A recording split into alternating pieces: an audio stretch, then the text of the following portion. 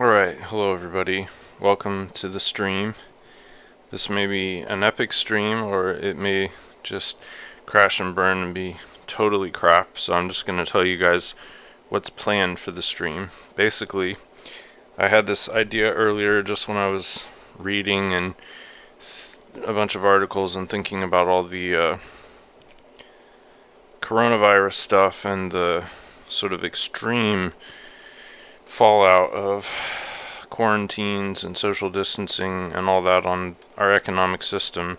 And some of you who've been following me for a long time will be familiar with my forays into the world of economics and geopolitics and stuff like that.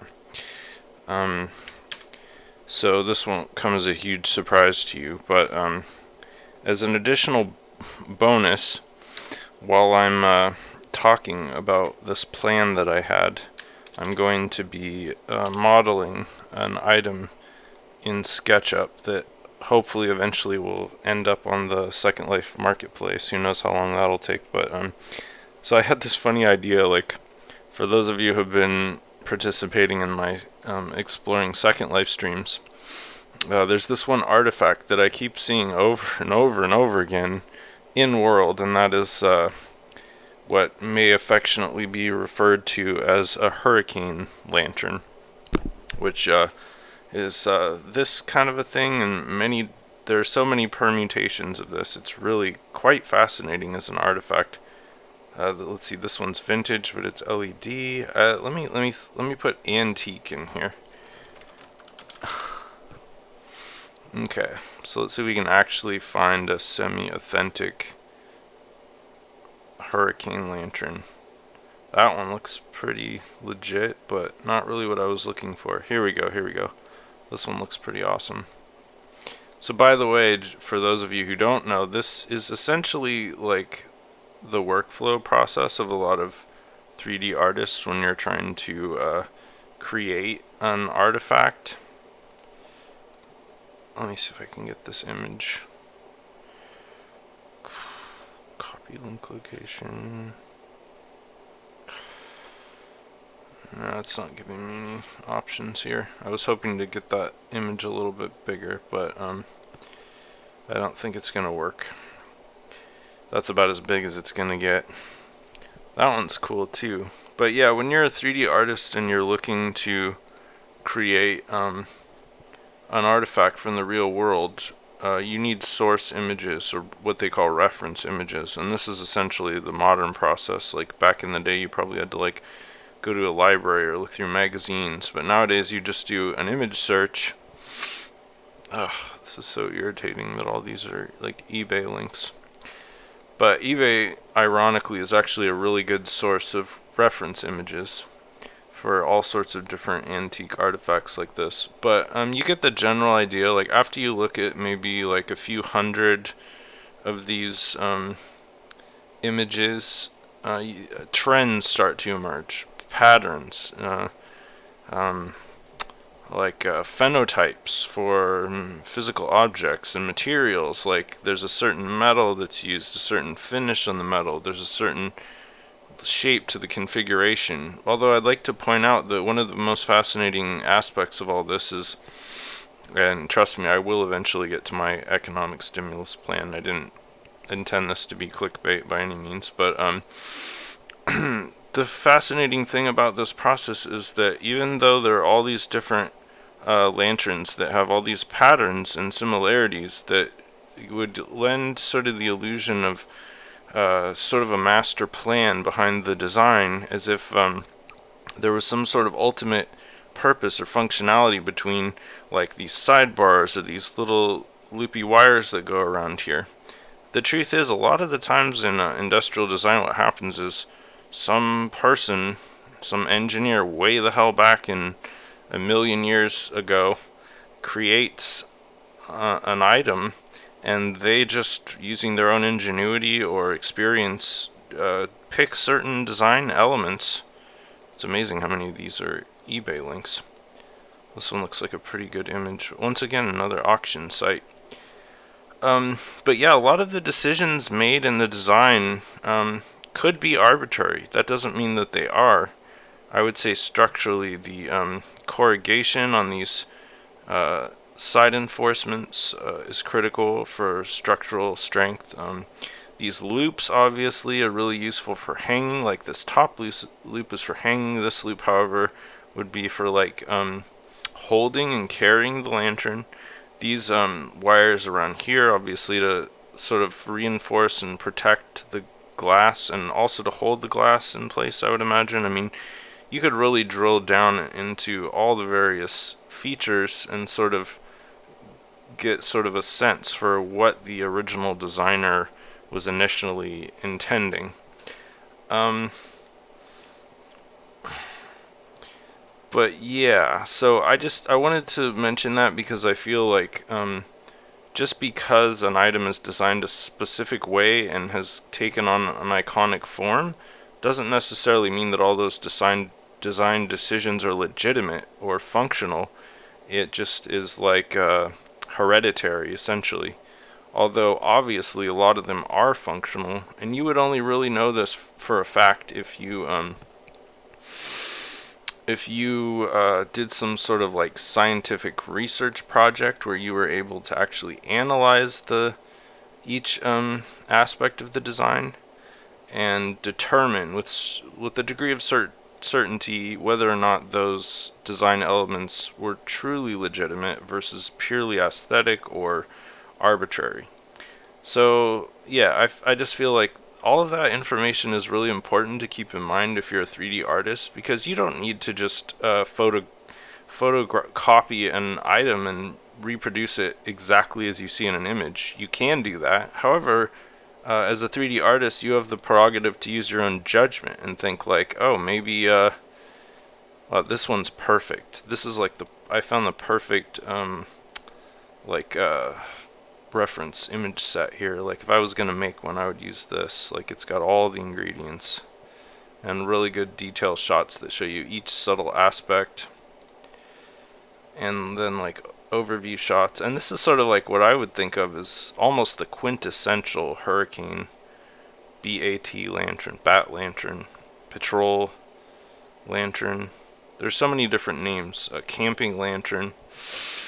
But yeah, this one's like a grandfather of the design, one of the originals. It's like the Tyrannosaurus Rex, you know, or the missing link, whatever. I'm getting too off topic. So yeah, anyway, I had this idea after seeing all these lanterns in Second Life over and over again that I wanted to make my own, but I wanted to put my own like really bizarre, weird neo-toy spin on it. So I had this interesting idea to make a hurricane lantern, but that would be like an archaeological find that would have been lost in a mine for so long that it became like petrified or mineralized. So what I'm going to try to do is create a lantern like this. However, it's going to be made out of basalt, specifically a basalt formation, which is these really cool hexagonal weird kind of geometric forms that basalt can take. So I'm kind of merging two really different and weird attributes together, and the results may not be great, but I'm just going to see how far I can get on it. So that's just sort of what's going to be going on during the background while I'm talking about my economic stimulus plan, which, okay, first of all, let's get the dimensions here. This is probably about 10 centimeters across. Okay, so economic stimulus. So we all know what's going on right now in the world, in the global economy. Like this, I wouldn't say it's unprecedented. However, the way that civilization is responding is unprecedented. 50. 5 centimeters, okay. Okay, that's millimeters, so it's going to be kind of stops and starts here as I rationalize all of the design decisions. 500 millimeters. That's 50 centimeters. That's way too big. What was I thinking? There we go. Using the wrong tool anyway. Okay, so let me just cut to the chase. Like, when it comes to economics and sort of the biggest problem that we're going to be having due to the coronavirus, it's basically the entire global economic system is kind of going to collapse in a sense. Okay, there you go, 50. And because of that, people are out of work, they can't pay rent, they can't pay for the necessities. So at some point you have to choose how the aid for those people is going to manifest. And that's a really hard decision. Typically, like during the last financial crisis, the banks were bailed out. A lot of big corporations were bailed out, and the theory behind that, of course, which was totally bogus, was that as long as we keep all the big banks and corporations afloat, society can like right itself, and then things, the status quo can resume.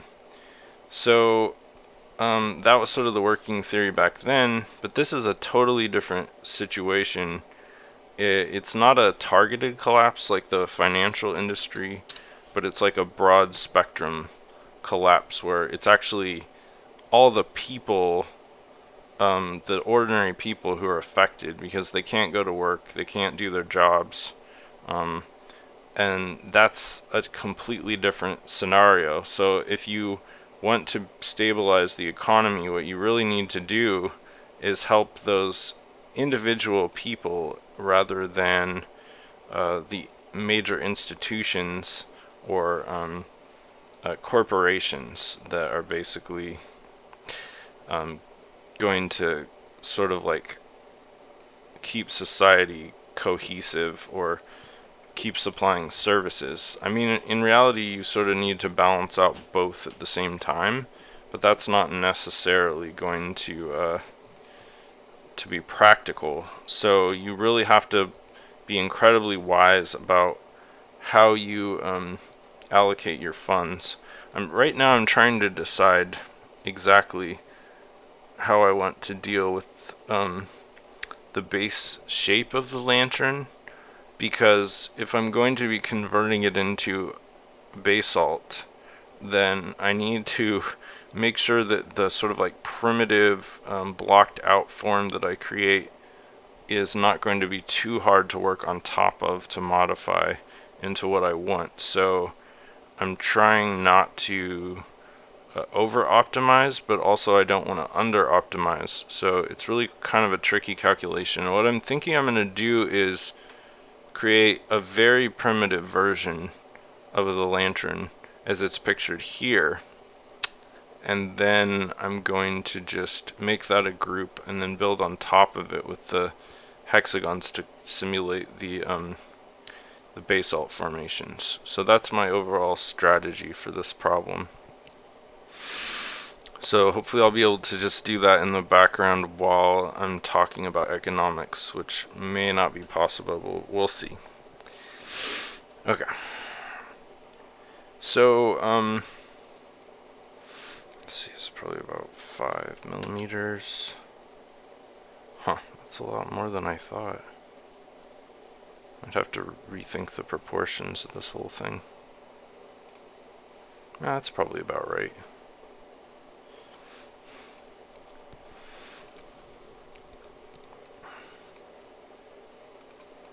Just trying to collect my thoughts here. So yeah, getting back to the economics, like you have to choose how to stimulate the economy in the most effective way. So I've come up with a strategy that I think is capable of fulfilling both the criteria, qualifications. Like, okay, the key is you need to keep the big sort of like machines alive, but you also need to target aid to individuals who are out of work. And so my strategy for that is nationalize all the real estate in the United States, except for, this is the only exception, indigenous land.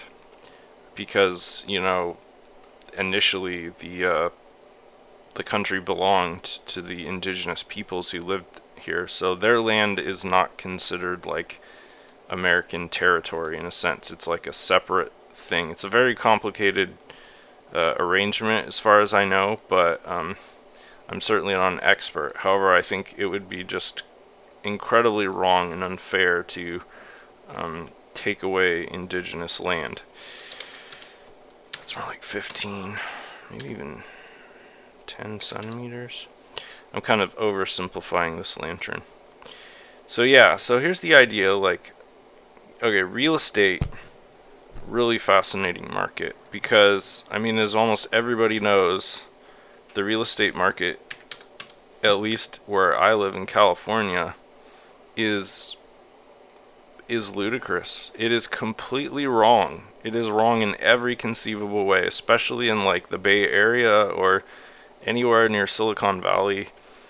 And that has sort of bled out into the rest of society. So basically what you have is like people who have to pay these rents that are just outrageously high. They're just unbelievably high rents that are completely unsustainable, but because of the sort of mixed heterogeneous combination of really rich people in like Silicon Valley, like tech millionaires who can afford to pay like $10,000 or, you know, $4,000 a month in rent for a broom closet, like, it's creating an impossible situation for people who have normal jobs and don't make $200,000 a year. You know, that's like 10 times what like a low-paid worker might make, and it's like 4 times the median income in the United States or whatever. So we have this really weird situation that is honestly just plain wrong. It's not rational for the quote-unquote free market to create inequality like that. It's totally unsustainable, for one thing. But ethically and morally, it's just wrong as well. So that's one problem that needs to be solved, especially when not only are people not able to scrape by on their poverty level wages to begin with, but now they're completely out of work. So those people need aid, 100%. If they don't get aid, like, your society is just going to completely collapse.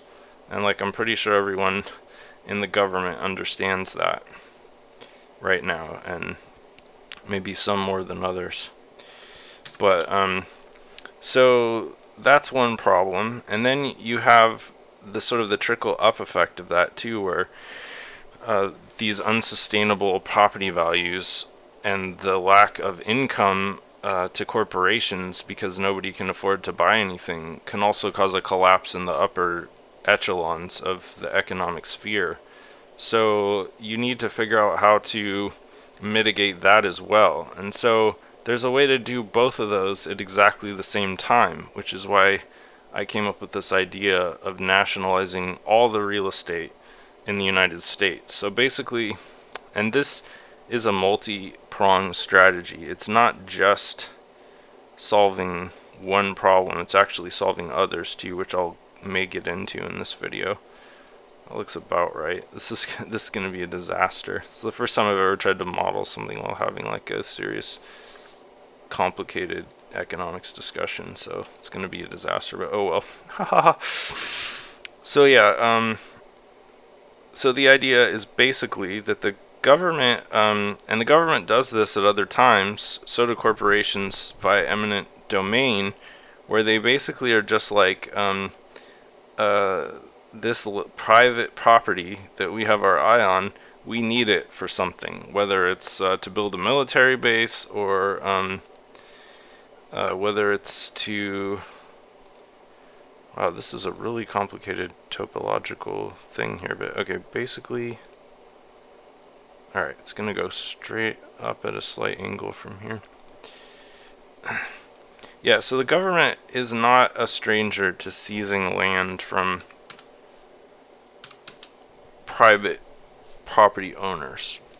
There are precedents for this, and especially during wartime or other crises. Sometimes something as simple as wanting to put in a freeway over a farmland or whatever, it will trigger this kind of action.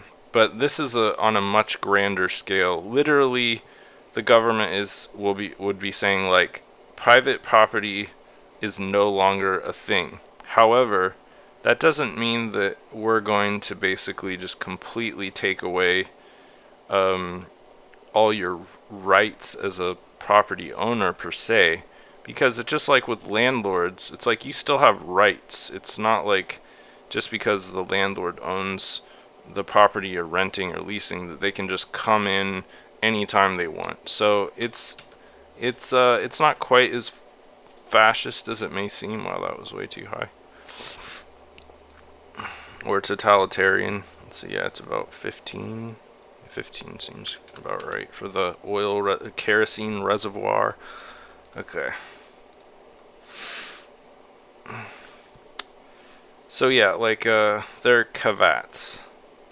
Caveats? I don't know how you say that. Anyway, but essentially the government is going to become the landlord for everyone in the United States. That includes all the banks, all the corporations, all the citizens, everybody. They're just gonna, this is gonna be their new job. Like, in addition to doing everything else that they do, they're gonna have to be the landlord for the United States with limitations. So let me explain all the other benefits that this provides. So if the United States government becomes the landlord for America, this means that there are many other sources of income that the government relies upon that no longer become an issue, because basically we would be paying rent to the government to live in our homes and have our property and whatnot. And in which case that will be a significant source of income for the government. In fact, it's like if you don't have land to live, if you don't have a place to live, you can't really do anything else, can you? It's like, I mean, you can be homeless, but that for a lot of people is not really an option. I'm really having trouble with this extra curve here. Let's see. It's not a very a long curve. It's actually quite short now that I'm looking at it, and maybe this 15 centimeters is too high.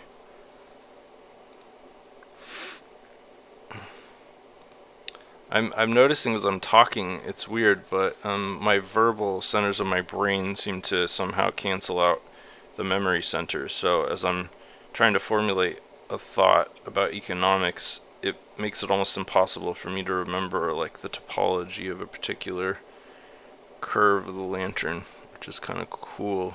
A cool thing to learn about my brain.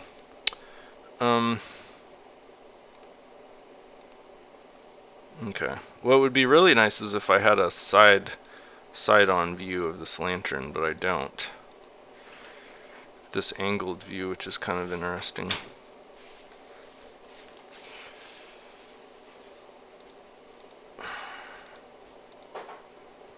This is a great reference view to have the bottom like that, to see all the corrugation there, and the cap, like a screw cap. That's kind of cool, and all the internal details as well.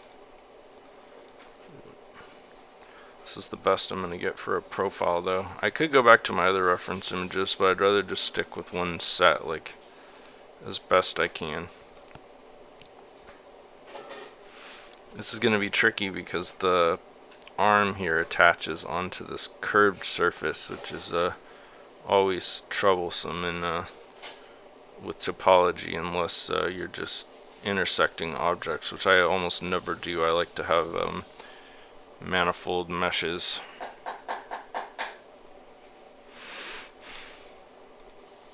"3D modeling involves a lot of thinking and consideration. It's not just like a non-stop kind of action. You definitely have to take a lot of pauses. I think I'm just gonna kind of wing it though here. Okay, so I'm gonna go up like, I think it's about an 8mm incline.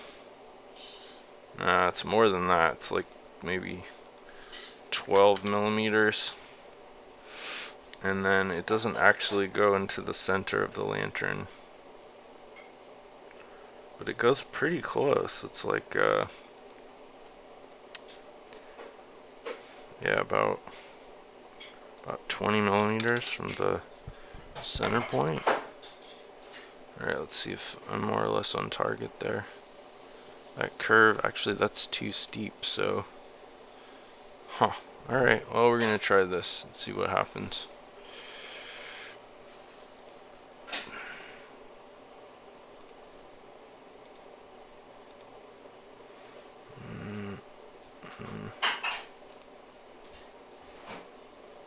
Yeah, it's not a precise touch there, so 2mm. Let's try that and see. Good, no intersection there, that's good.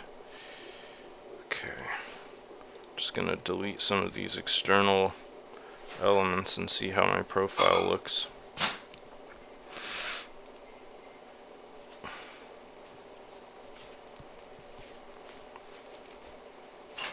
Okay, I think I'm just ready to try like a fast extrude to just see if I'm more or less on target here.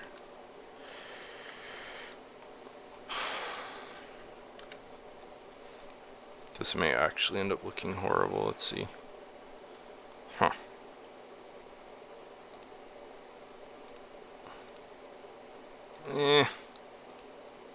It's not great, but it's not like horrible either.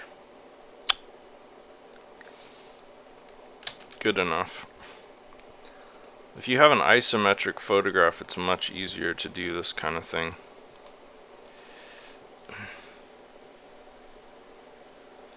Alright, bring this down. See, now I'm optimizing. This has 12 segments, but I'm going to turn it into 6. Actually, even fewer probably. I could get away with like 5. What I don't want to do is give it so few segments that it looks visibly chunky or blocky from a distance. But this, for example, with 12 is just way too many. Like, you don't need that many. You could do 4 easily. And then of course I'm trying to like get these segment lengths to be roughly approximate, because usually when you optimize something you want it to be optimized globally, and the same with like this segment and this segment here should be about the same as this curved segment. And now I'm gonna explode these two curves so that we actually get like approximations of polygons when we do the follow around. So see, that looks pretty good. These are a little bit more rectangular than I would like, so I could maybe make that 3 segments. Yeah, I think no. Let's see, this one explode. This one 3. That's pretty blocky. That's gonna show even with like curving. So yeah, 4 pretty much. Usually the smaller the curve, like sometimes the more segments you need, which is kind of unintuitive, but okay. So that part of the lantern's basically done. That's a lot more polygons than I would ever really want to use, honestly, for a low poly item like this. Yeah, the more I think about this whole scheme, the more or less likely I think that it's actually gonna be easy to pull off.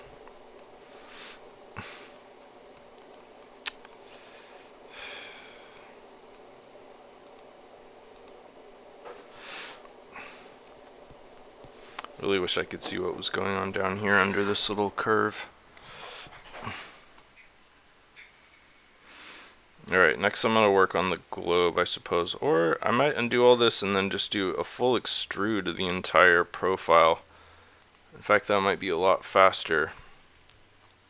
Let's see if I can get a profile shot of one of these lanterns.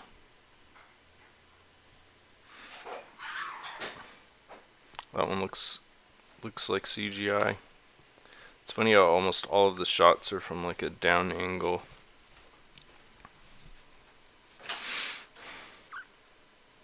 This one's pretty close. Yeah, that's a nice profile right there.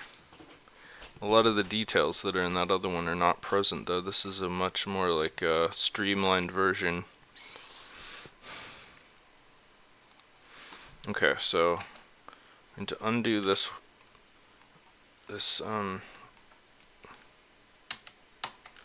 couple of changes I made here.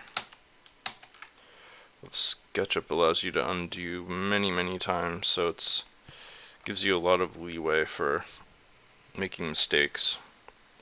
A lot of 3D artists will take an image and actually just pop it right into their 3D application, which let me see. I don't do this super often because I don't actually do this very often. I usually just do things from memory, and I don't use reference images very often. Unfortunately, it has to be a specific type of image to work. And look at this, it's like a JFIF. Like what the hell kind of an extension is that? JFIF? I've never even heard of a JFIF before. And it's funny how often this happens too when you download a reference image. It's always in some weird format that won't import into your 3D application. Let's see. Yeah, see, Photoshop can't even open this file. That's pretty hilarious, I think. So, yeah, that's not going to work. But I can just pop back and forth between these images, which is not that big of a deal. This little like stem here that connects the glass shade to the rest of the lantern is actually a lot narrower than I thought from that other image. Oh, it looks like it's about maybe 5 to 6 centimeters across. So I just need to go out like 2.5. Man, my proportions are like totally whack here. Or 25 I meant, which is beyond the bounds of my this is the problem with scale. Like if your base object isn't to scale, which this was 10 centimeters, which isn't, it's actually pretty small, so I might have to scale this up ultimately to create the lantern in proportion to all the images. Or I can just wing it and then scale it up later. Honestly, I would never recommend that as an option. But I'm thinking in real time here. This is not premeditated like most of my 3D illustrations, so it's just going to be stream of consciousness at this point. Let me look at that other reference image because I really like the other design better, honestly. Well, the glass shades are pretty similar in both cases. What I was thinking of doing here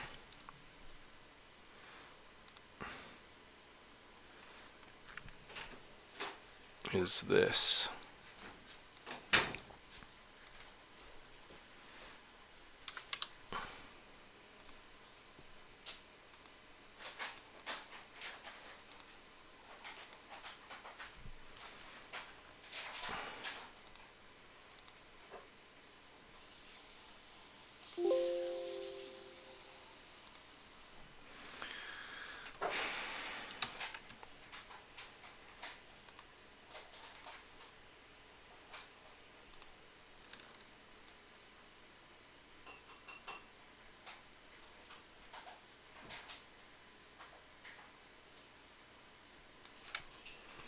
Sometimes working at a bigger scale is just a lot easier, especially given Sketchup's really strange limitations, like that one you just saw.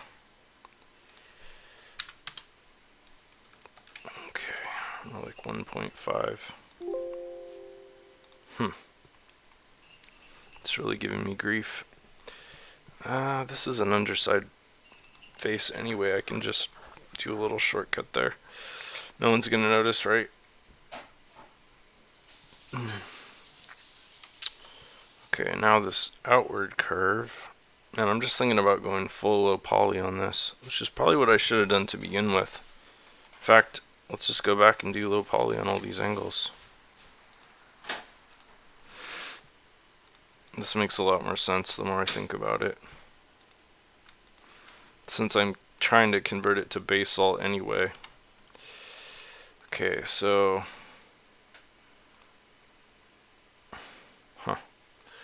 it's amazing how different the shades are in some of these lamps. Obviously, a shade that's symmetrical is a superior design from a manufacturing standpoint, but from an authenticity standpoint, not necessarily the best choice.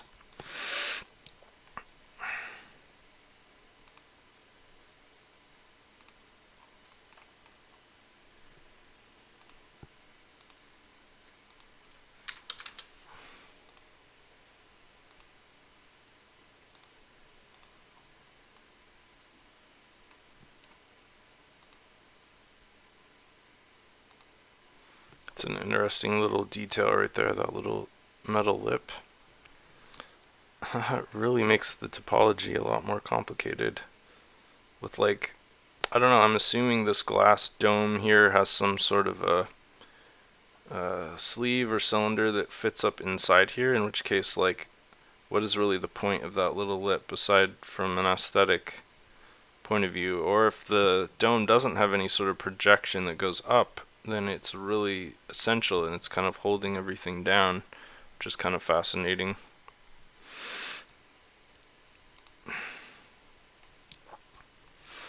But that's just the kind of thing that I would omit from my own like lantern design. Okay, so I'm just gonna do a hard angle here because that's all that's required. So maybe like another 8 by 8. So let's see, it was a 45 degrees. Yeah, it looks about like 45 degrees, so just an 8 by 8 then. Honestly, these lanterns, I think one of the things about them that makes them so common is they're almost built for 3D modeling. Like if you look at the design, it's like it has this very regular profile that you can just extrude around a circle and basically make the lantern with just one profile, which you can't say that about a lot of objects. Okay, whoa, this is really interesting. There's like,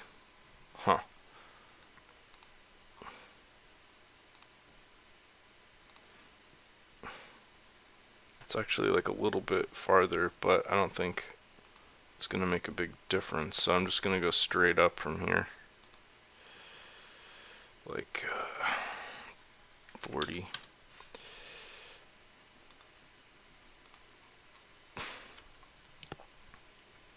This profile looks ridiculous.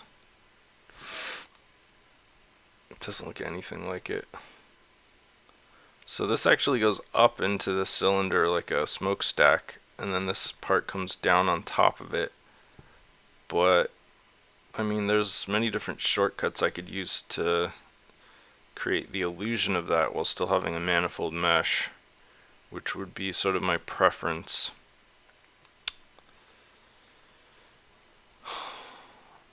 But essentially what that would look like would be going out at a straight line like this, and then just repeating the shape down here. But it goes out quite a bit farther. In fact, it goes out all the way to the edge of this and beyond, which is kind of interesting. But not by much. And then you have a much sharper angle Not 45, but like, I don't know, 30, 25 maybe. I'm just gonna do like a 4 millimeters. I should have made that a lot shorter, but so yeah, like, let's see if this is 10, like 8 millimeters. All these measurements are arbitrary crap and inaccurate, just FYI. Oh yeah, and that doesn't even intersect with this measurement at all. It comes out like to here, which is kind of interesting. Another 8 by 8, but in a different sort of zone.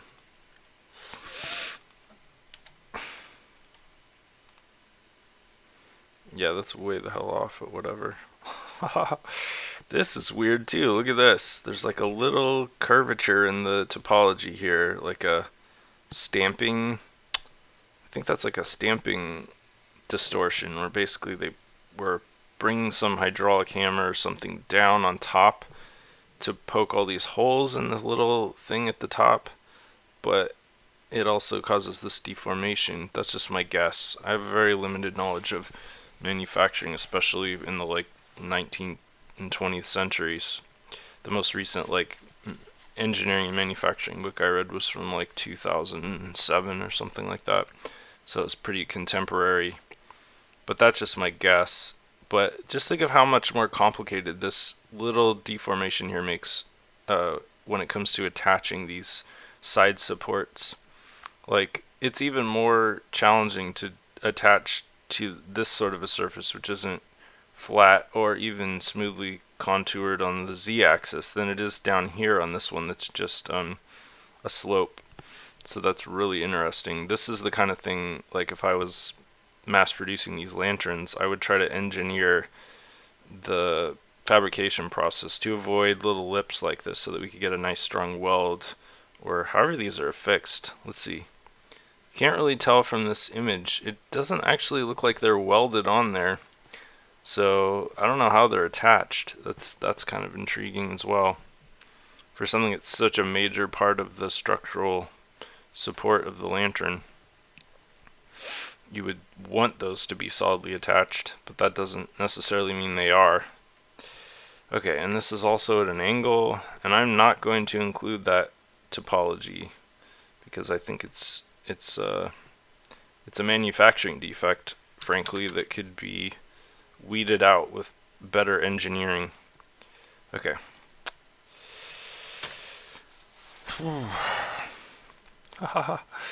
I feel like I should have titled this stream completely differently as a modeling stream instead of an economic plan, because I'm having a lot more fun working on the model than the economic plan. But basically, I don't know. I feel like I covered the critical aspects.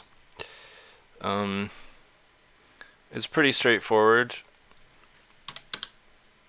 Privatize all, or not privatize, nationalize all of the private property in the United States, but just do that, and then instead of taxes, all taxes, property taxes, sales tax, etc., all of that is just done away with, and there's only one quote-unquote tax, and that is basically where individuals pay rent to the government for the land that they live on. And this rent, this is the beautiful part of the plan, will be equalized throughout the entire country. So we won't have any more Silicon Valley type bullshit completely screwing up everybody's way of life. We will have a flat rate fee for every single American, no matter where you live, an amount that you will have to pay to live in a particular place. And that, what that does is it completely eliminates this sort of like elitist, market-driven idea that one piece of land is more valuable than another. And yes, there are major problems that come with that. But the truth is, all the problems that could come with that are not nearly as bad as people having nowhere to live, and also the economic disparities that are created by a market-driven uh, real, real estate system that just doesn't reflect reality in any way. Because there's a bunch of major corporations in Silicon Valley that are super profitable doesn't mean that real estate should be through the roof because people can pay those outrageously high rents. That's just nonsensical. It doesn't take a person with autism to explain that to the normal person. However, it's something that people just continue to put up with because of, my capitalism and my free market. So that's something that definitely needs to be changed in a way that reflects reality and is pragmatic. However, like, I know that the first argument that I could think of against this, knowing like all my libertarian friends and vulture capitalists and all those people, is like, well, what about all the people that are reliant on like rents and stuff to basically to live?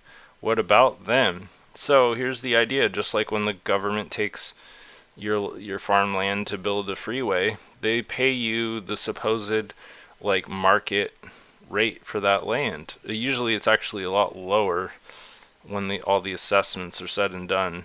Sometimes people get, pennies on the dollar for their property, but so that's the plan. It's like a bond system, but as a almost as a metaphor for the value that is theoretically contained within all the real estate in the United States.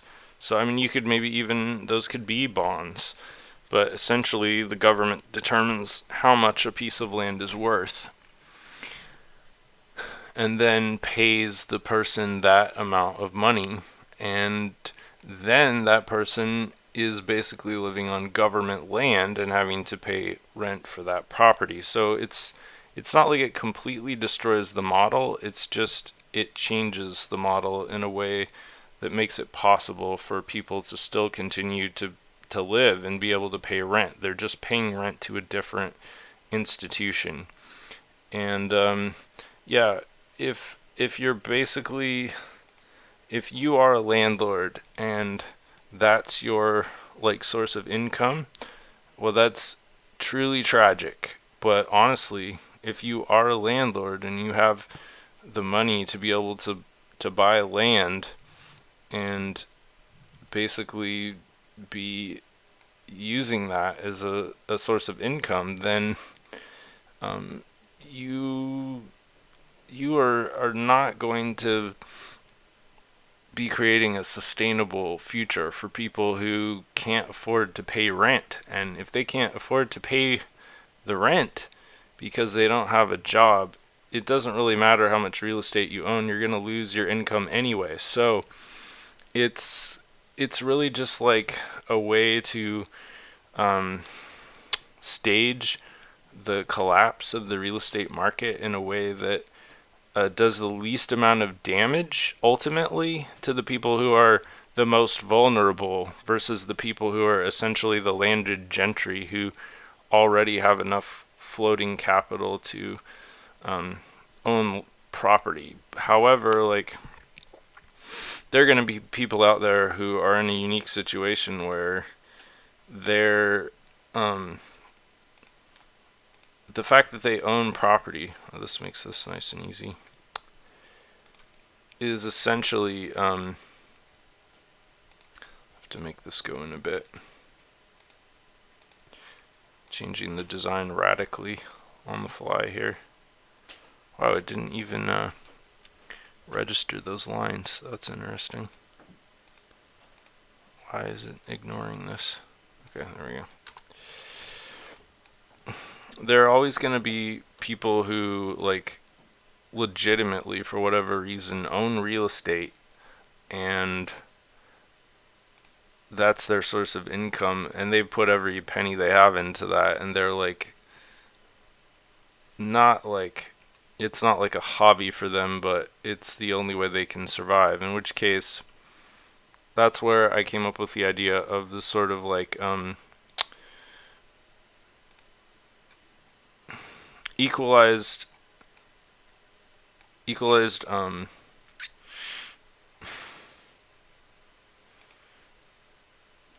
equalized rent. So in other words, like the people who live in affluent areas where they're going to get a larger amount of money for their property will have enough money to pay the lower rent that the government will be charging.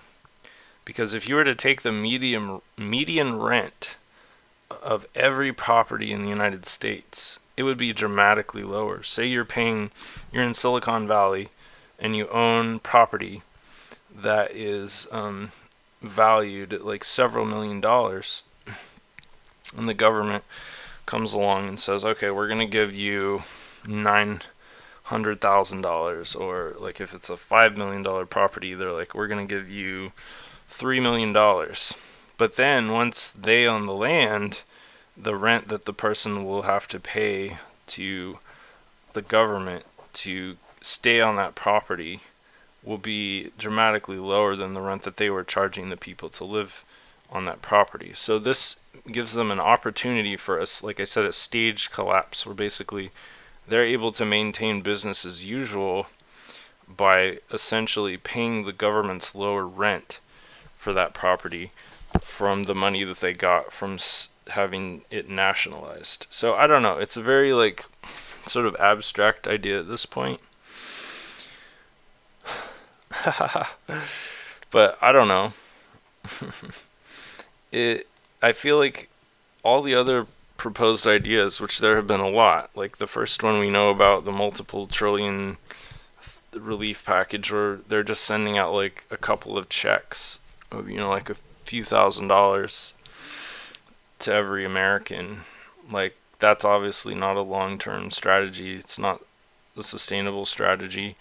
There have been other like far left democratic propositions which have been really interesting, like almost a universal basic income type scenario, where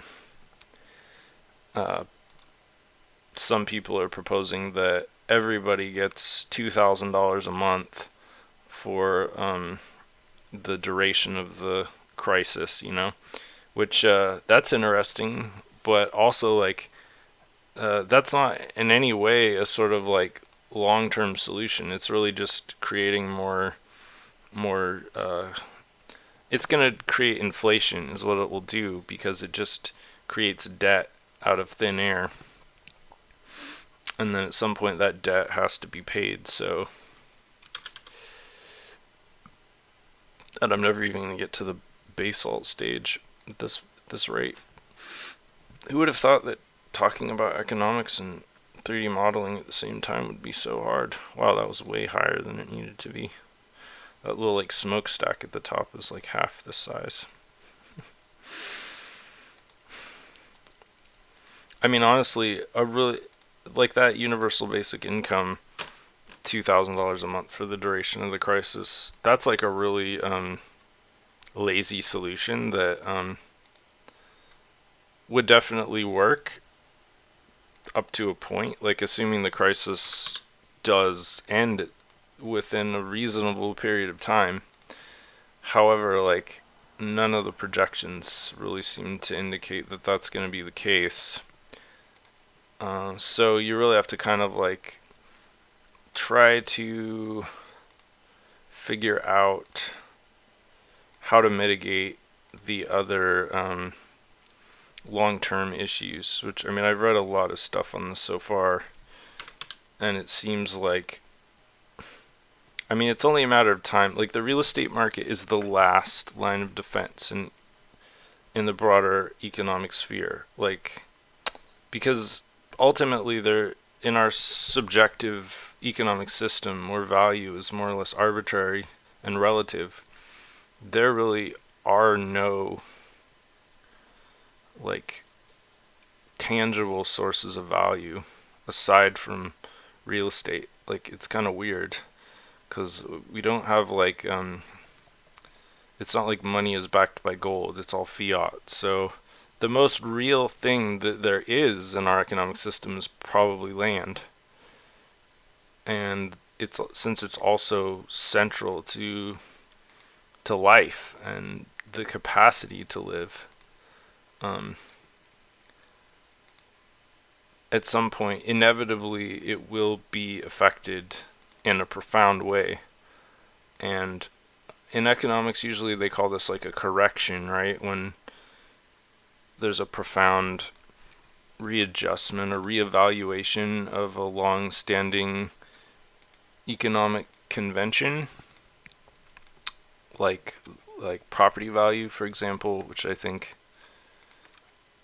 it won't be long before we start seeing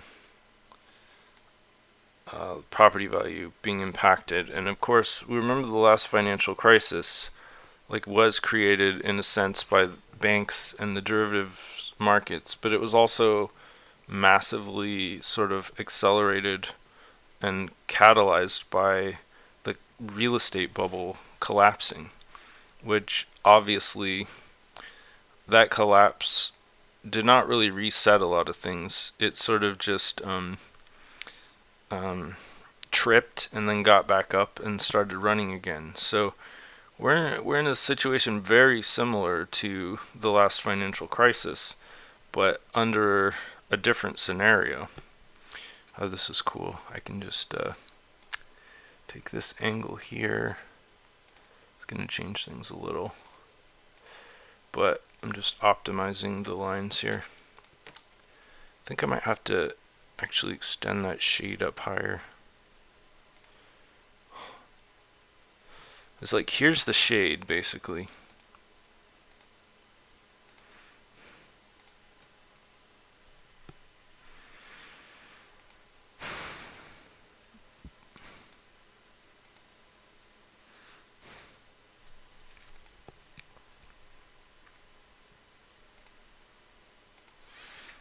Well, I'm seeing a lot more flaws in this design now. I think what I'm going to do down here is this.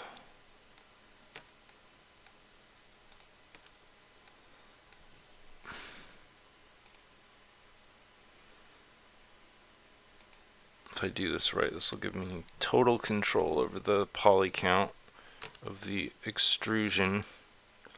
Oh god. Okay, I've got a better idea.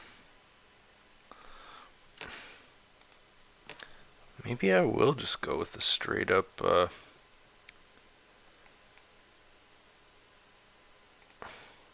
don't know, basalt, since it's hexagonal, it kind of lends itself. 75, yeah, that's better than 50. I don't know what I was thinking with 50. The basalt, because it's hexagonal in design, really lends itself to a more low poly hexagonal lantern, but I don't know, part of me wanted to like render the lantern photorealistically, well, not quite photorealistically, but with high fidelity, and then sort of have it phasing in and out of basalt in certain places.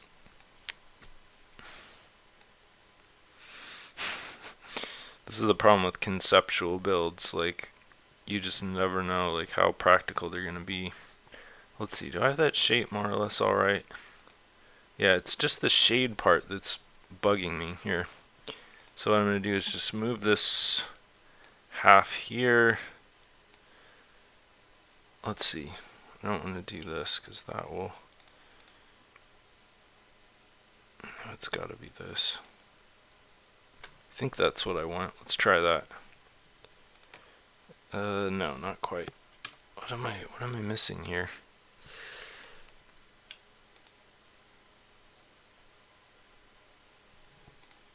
Like that, maybe?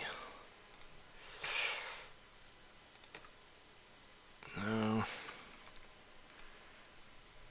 I guess I just have to do it one piece at a time. This is where my abilities to model show their weak points. So like if I 16, that's too high.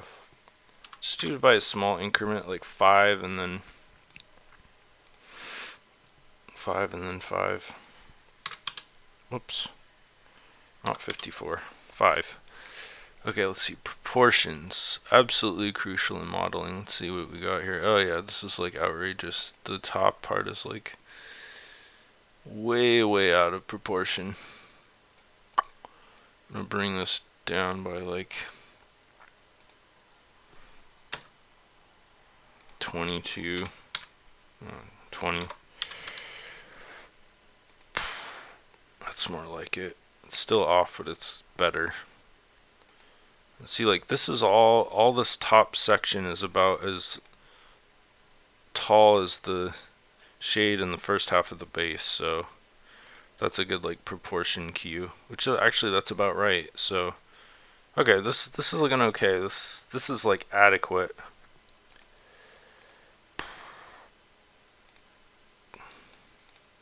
Just gonna call it lantern. Like 01, and then I'm gonna save an 02, which will be sort of my next version. Alright, so let's see how this looks as a hexagon first. Just curious. Whoa, that looks pretty cool. So yeah, way too thick up here. Not thin enough down here, although I really actually like the squatness of it. This angle is way too sharp. The top section, this surrounding the stack, is too fat. Everything else is more or less adequate. This extra little detail in the topology, probably not useful. Okay, so gonna collapse that first, because that was like to me the most glaring flaw by far. Actually, what I'll do is this. I'm just gonna compartmentalize that and delete it and drop down. See if I can remember all of those factors in one go. Okay, this was way too fat up here, so bring this in another like remember, because we're extruding around a circular axis, every measurement is doubled. So like if I move this in 5mm, it's actually 10. So this is kind of cool because it magnifies all your adjustments, but it's also not cool for the same reason. Alright, let's see what else. This was a little too wide down here as well. It would be nice if I could get a commonality here, but let's see if we have other. Okay, so these are commonalities. I could move these two measurements in by, wow, 30? That's really, oh, that was off the axis. That's why it was 35. Maybe like 5.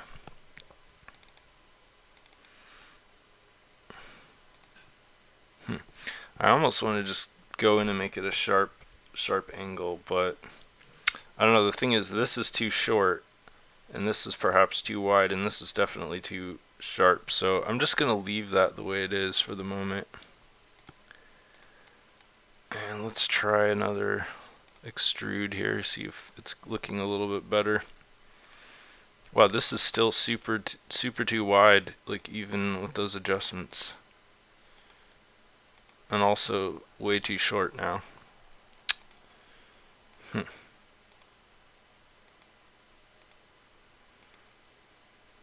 Alright, that one thing that I missed was that angle down at the bottom. This right here. Too steep.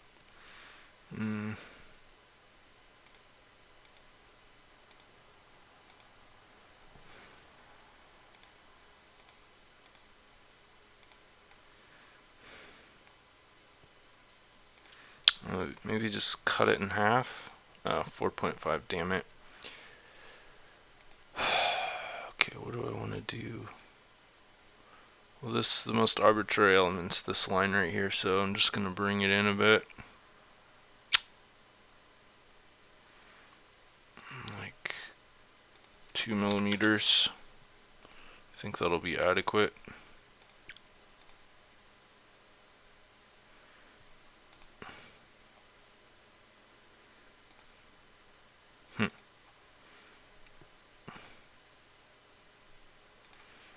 Okay, so be it.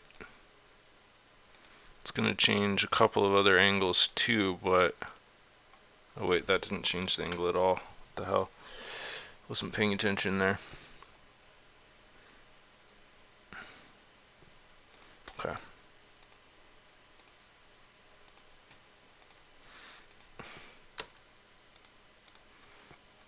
Okay, now this needs to be longer. Yeah, obviously that was way too much of an adjustment. Don't know what I was thinking.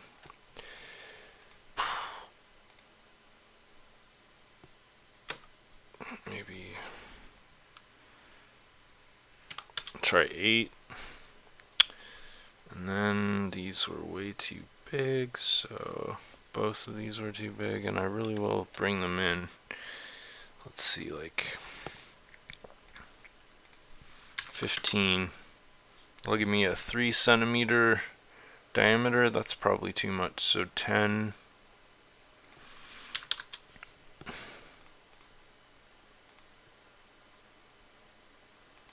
Okay. Let's give that a dry run and see what we got.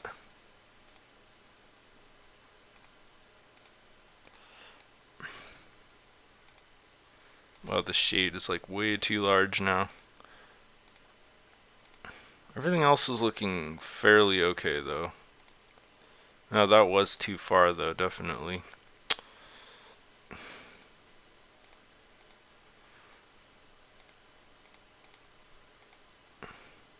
So yeah, that was the magnification of the distances. So I'm going to try 5. I think that will probably more or less be the target, which is funny because that was originally what I thought, 5.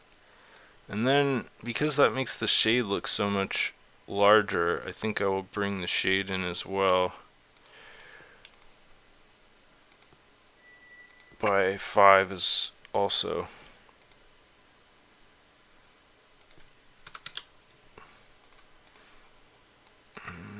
Okay, try this. Oh yeah, that looks pretty good. I mean, just in terms of the instantaneous read, like if you just glance at it, it's the top is still too wide. That's really frustrating. Because I know if I make it any smaller, it's gonna start making the rest of the lantern look weird. The shade's still too big also. Okay. So the shade, I'm going to bring that in another 5. And this whole section also 5.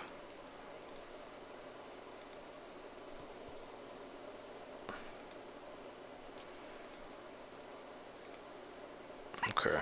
Yeah, that profile actually, like, this is, I've always thought this was the weirdest thing. Like, when you look at a profile of something that you're extruding around a circle or a polygon like this, you can actually kind of tell when it's in proportion. It just looks righter, and like, I don't know exactly what is responsible for that. I mean, maybe the brain does have the ability to like extrude virtually. I mean, I'm sure it does. Oh yeah, that's still way too wide up at the top. I don't know why I'm having so much trouble with that specific element. And then this angle is too sharp now. But it's getting a lot closer. Wait, let me redo this really quick.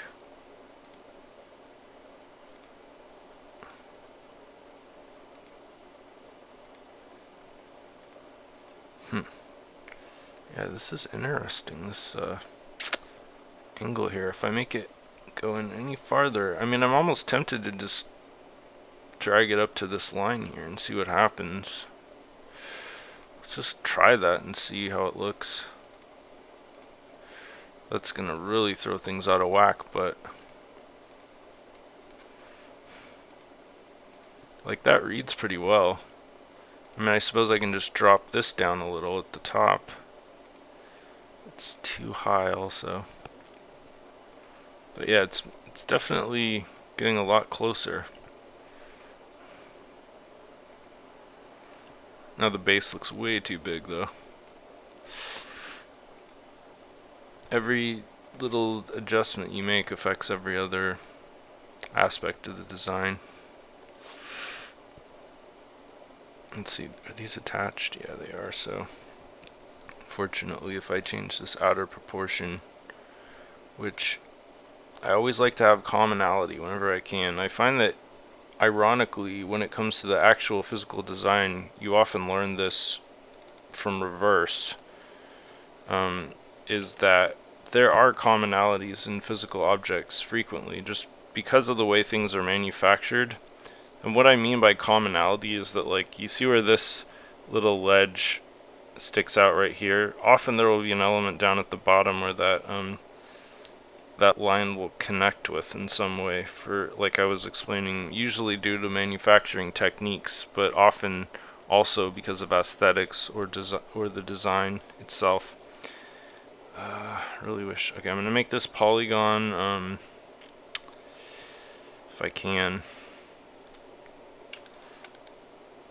Make it a group so that I can edit this top part independently.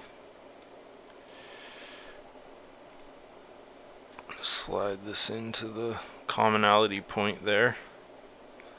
It's not a super like authoritative commonality point though, because I'd say this ledge sticks out about twice the distance of this ledge, and it's kind of cool if you follow this line down with your eye, you can see how these edges kind of line up in a way, which, like, is that an accident? Was it intentional? Is it just a side effect of the function and the physical stability of it having to be able to be stable while it's standing up straight? Like, there's so many different possibilities. Okay, what else? I feel like this was too tall or something, or this angle was too steep. What was it? Oh, right. I was gonna flatten this out right here, which is a pretty easy thing to do in SketchUp. Like, I just love how clear it is to see what's going on in SketchUp and how, like, clean and easy it is. So this, I'll probably end up tilting that back up a bit, but for the time being, it's gonna be a sharp angle like that. Like here, you could say this is a commonality point, and you see how close it is to this right here. So, like, what if I did this? Like, is this actually going to reinforce the design and make it look better, or is it going to undermine the design in terms of aesthetics and proportions? Like, personally, in my experience, it's almost always been beneficial, but that's looking pretty good. Honestly, like, I feel like this is kind of ridiculous, because normally a project like this, which I consider to be sort of like noob level, making a lantern like this, is something that you would be done with in, like, 30 minutes. Instead, I'm spending like over an hour working on this simple model. But when you're completely focused on 3D modeling, it's a lot easier to bang out a model. But admittedly, this is kind of fun, and I feel like it's a learning experience that teaches you, like, the relationships psychologically between the proportions of a 2D extrusion and what it turns into as a 3D shape. This is the part that's really bugging me, is this this curve right here. But it's a really difficult one to adjust well, because if I make the smokestack too large, I've noticed that it makes the design look very strange. So I'm gonna just try 10. That was like pretty much the one thing that was nagging at me. So if I can just get that one design element to look right, the lantern will not look so bad anymore to me. That angle's not nearly steep enough.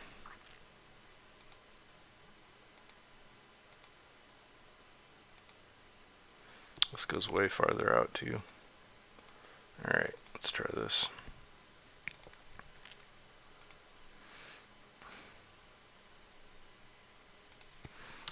I'm going to go off the beaten path here and just start randomly doing some of these.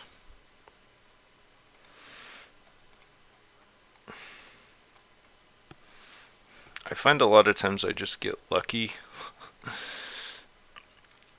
when I'm eyeballing it. What was the other part?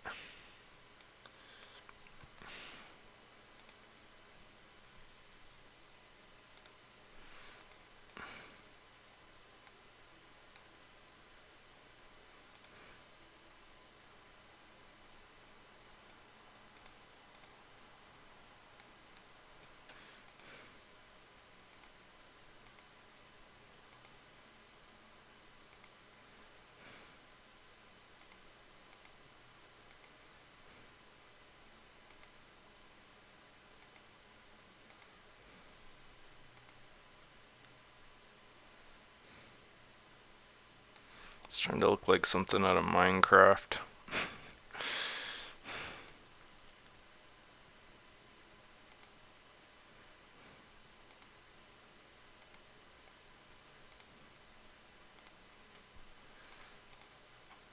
I might just proclaim this good enough at some point. 7, let's make that 5 instead.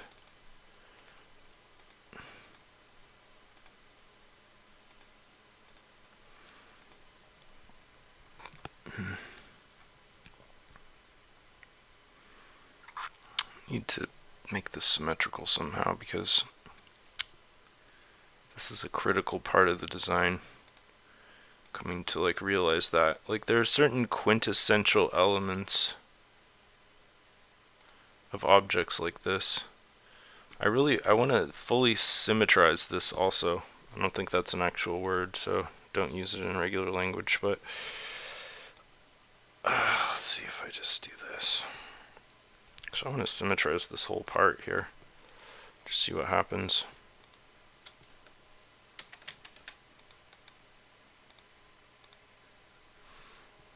I'm gonna totally change how this looks, but I think for the better.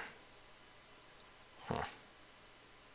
Yeah, the problem is the base is narrower than the smokestack, but it doesn't have to be. What's the difference here? 5 millimeters. That will be too far, I know from visually verifying it earlier. This is pretty tricky here. Let's see, what else can I do to make this rationalize? Maybe that's what that little lip is for right here on this edge. It kind of rationalizes this discrepancy in the symmetry. Which you could say this shape right here is sort of an exaggerated version of that.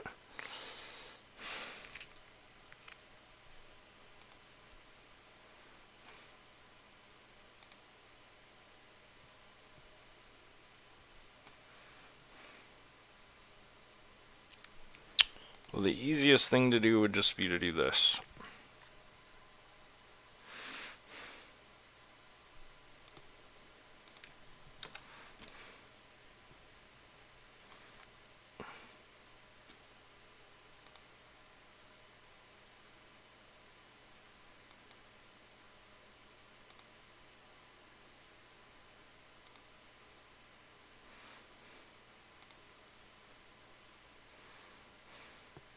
What I really want though is this little lip right here, and I'm just not sure how to coax it out of this geometry.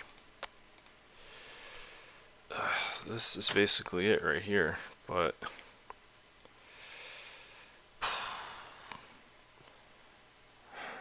can't make the bottom wider, so I'll do this. Actually, I don't want to do that either.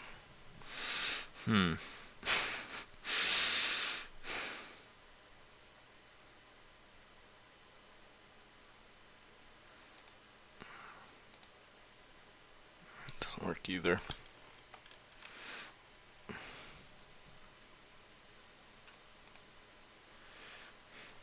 It's funny that this is a problem when it comes to actual physical composition, or what's the word? Like when you are putting two different materials types together, like glass and steel, that forces you to create certain special conditions at the boundary threshold where the two different materials meet.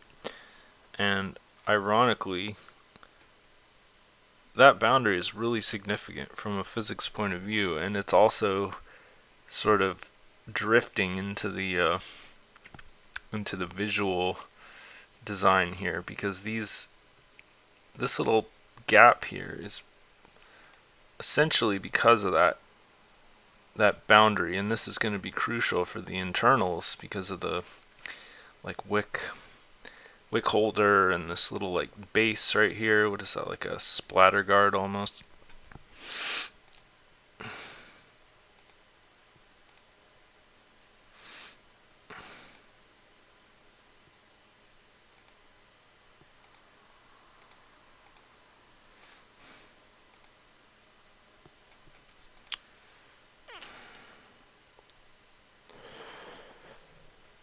Alright, just gonna bite the bullet. Change the smokestack. And this is why objects in real life have all these bizarre greebles and topology artifacts, because honestly it's easier to include those and to not try to rationalize all these proportional contradictions than it is to do what I'm doing right now and trying to shoehorn commonality into the whole profile.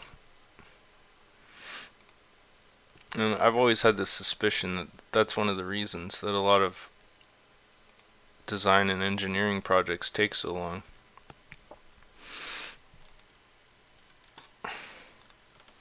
In real life. And also, when you finally see a design that somebody has produced and it doesn't have any of these problems,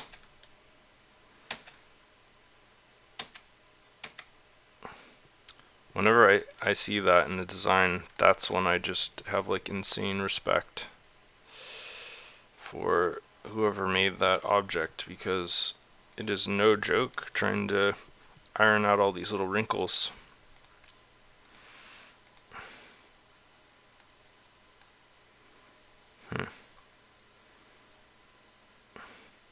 Yeah, it's a flatness. There's a flatness to this thing that I'm missing. I just may never be able to achieve what I'm visually trying to here. It's kind of interesting. It's like the same length twisted and turned on its side to achieve that little edge there. That looks horrible. That was a huge mistake. I don't know what I was thinking.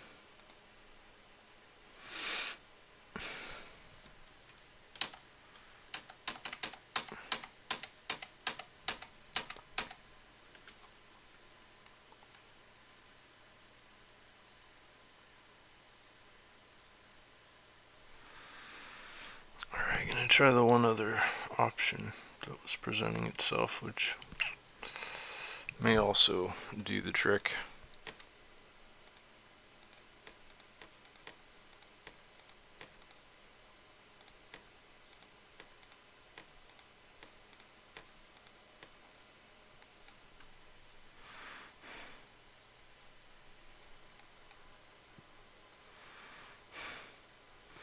I don't know, I think I should just retitle this stream like "Fuck All" or something, and I've gone way off script, way off the rails.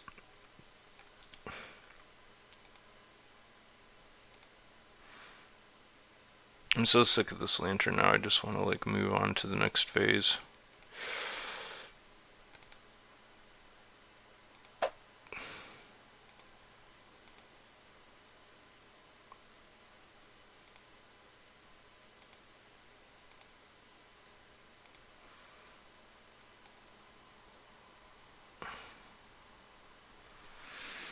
I really like the hexagonal shape.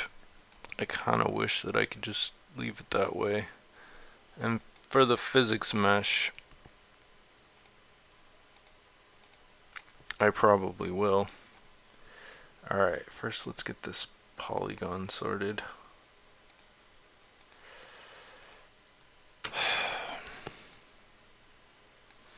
Alright, gonna save and then just save another version. So if I need to go back, or if I decide to make this the physics mesh,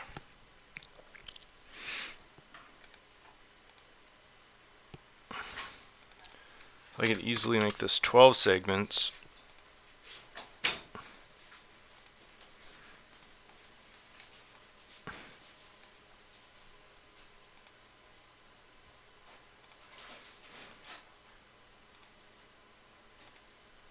Cut so much detail is cut out because of that one feature.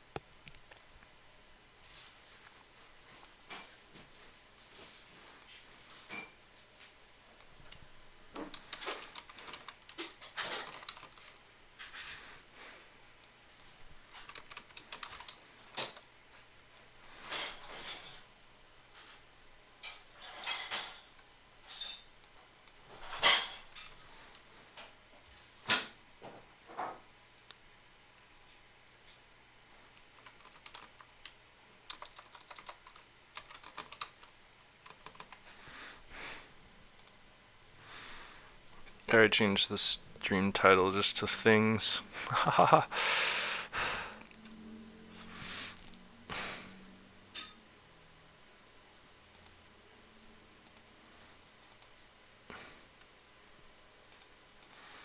The problem with the extrusion profile is if you don't get it right, everything you build past that point is going to be problematic. So it's really important that you get it the way you want it before you move forward. And the more I study the other elements that I need to attach, the more I'm like rethinking other parts of the profile that I want to adjust. I mean, I could certainly make it easier on myself if I didn't have so many sloped surfaces. And the angle of the slope is so slight that it really doesn't dramatically change the aesthetics. I mean, it will change things a little, but I don't know. I'm just, as I continue to work on this evolving design, I'm also trying to think of like visualize how it will look when I try to turn it into basalt. So maybe I should call the stream Misguided Projects 101. This is like as crazy as it is overly ambitious. Alright, let's try this with 12 segments, and I think I'm just going to go for it at this point. Okay, good enough. Good enough for sure. Man, if I was rating this lantern, like if I saw it in a Second Life build, so far it would be like a 0.5 out of 10. That's how bad it is. And not even okay with that. I'm going to change this to 24. It's probably too high definition, but whatever. Need just a little more fidelity there. Okay, handles.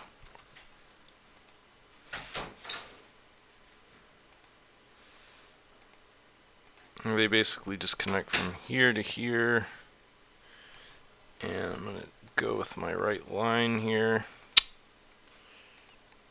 To there, that one's already in place, that's convenient. I have commonality here to a degree, but not really. Okay. That's about halfway down there that it starts. This is the reality of 3D modeling. It's just a lot of like grindy grunt work where you're just thinking a lot and laying out guides and stuff. That's why we get the big bucks. Wait a second.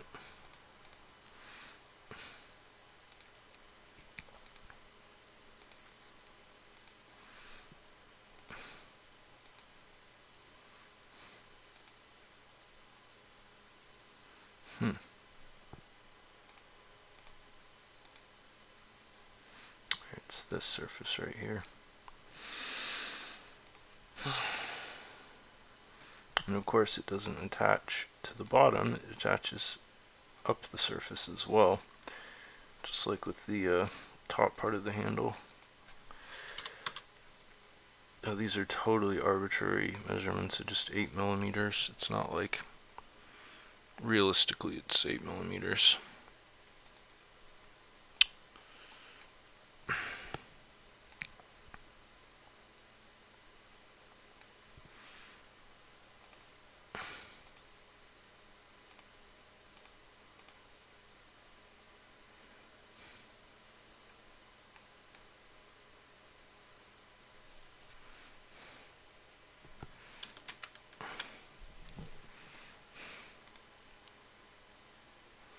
I've always found it so interesting how this little like rain lip right here projects right under the inside of the outer handle. I always thought that was the most intriguing aspect of the design choice. These handles along the side, I mean, I'm assuming they're handles, they're also for structural support and other factors, but those are very intriguing as well. Like, I've always wondered what their ultimate utility was. Is it like to protect the glass? Is it to grab? Because there's not really enough room in there to get your hand in. It's a very fascinating artifact. I mean, it's not surprising to me that so many people have chosen to model this lantern, and it's certainly a lot more interesting than a teapot. Okay, I'm going to do the same 8 millimeters from this junction. It's not going to be wide enough, but whatever. Just going to make it 20 millimeters out. Wow, I didn't think it was that far.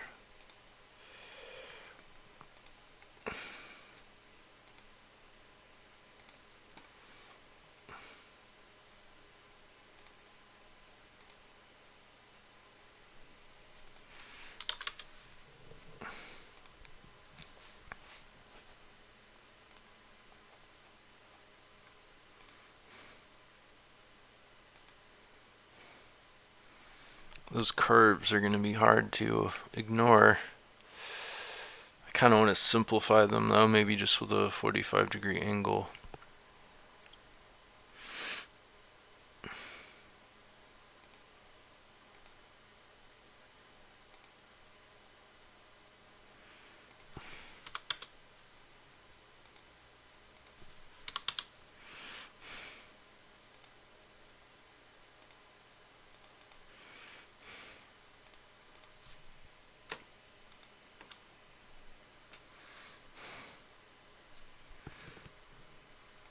Good enough. Down here, let's see, what's that angle like? It's actually not very extreme.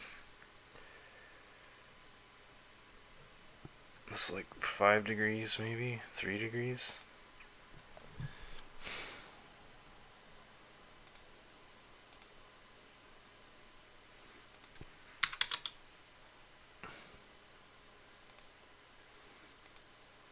It's totally wrong, but it looks about right. It's kind of funny. The curve is a lot more exaggerated on the bottom. Let's see, what do we have here? 10 millimeters. Interesting. Just gonna do a lazy 45 here. I can add more angularity or curvature to that later. Although I think I might just leave it like that. I'm actually kind of starting to like the way the more like boxy version is looking, or primitive version, kind of low poly. Wow, this is so... I really messed up that base, but it's okay. I mean, it's unfixable at this point, but it doesn't look too bad. This is probably one of the worst 3D models I've ever made. It's so true what they say in life, like, multitasking really doesn't work out super well most of the time. If you just focus on one objective at a time... I don't know why it didn't register that. You'll be much more effective overall.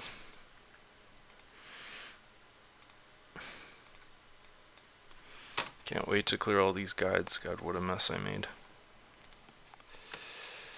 Okay. For the sake of simplicity here,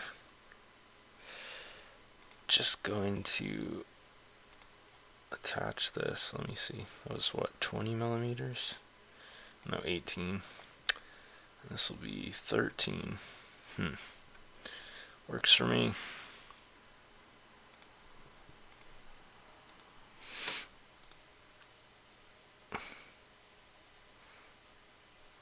And then down here, let's see, I'm going to make this. Oh, look at that. It's almost exactly the same. How ironic. That is ridiculous. One of the reasons I'm doing this, even though it's not technically accurate, is because it means less polygons. I don't have to do any of this complicated joinery down here on these multi-surfaces.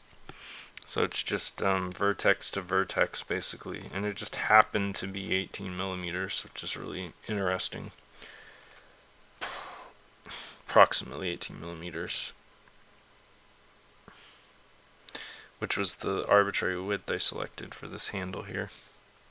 Which is way too freaking small, like proportionally if you think about it. That's not even 2 centimeters, and yet if you look at this, it's probably like 3 or 4 centimeters across, easy.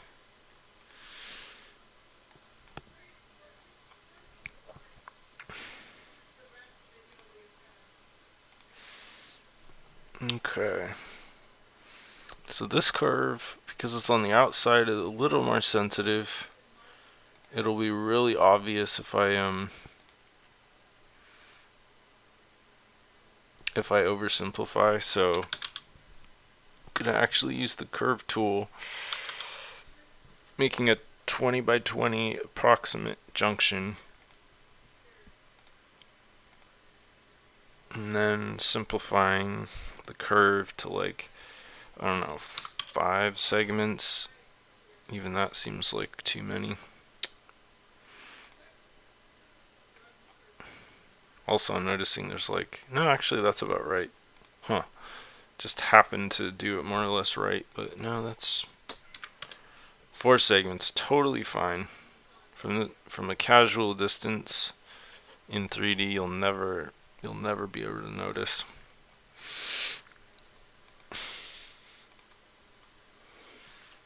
And I can use the same guide point if I want. Let's see, it's 20 from here, right? Yeah, 20.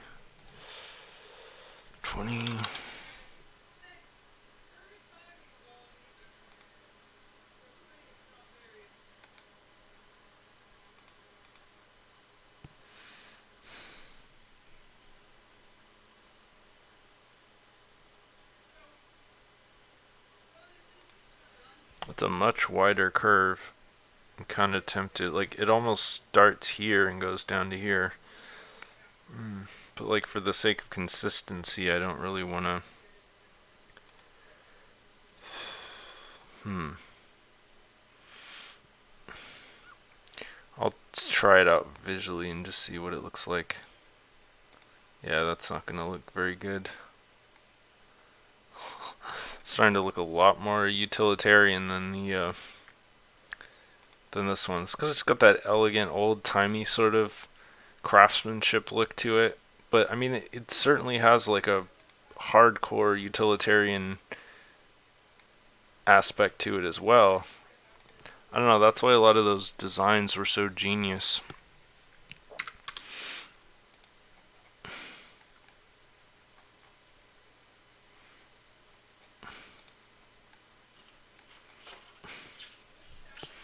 I'm starting to feel guilty now for all those low ratings I gave to these lanterns. Not that I'm like really trying very hard. This isn't like my A game by any measure, but still, it's more complicated than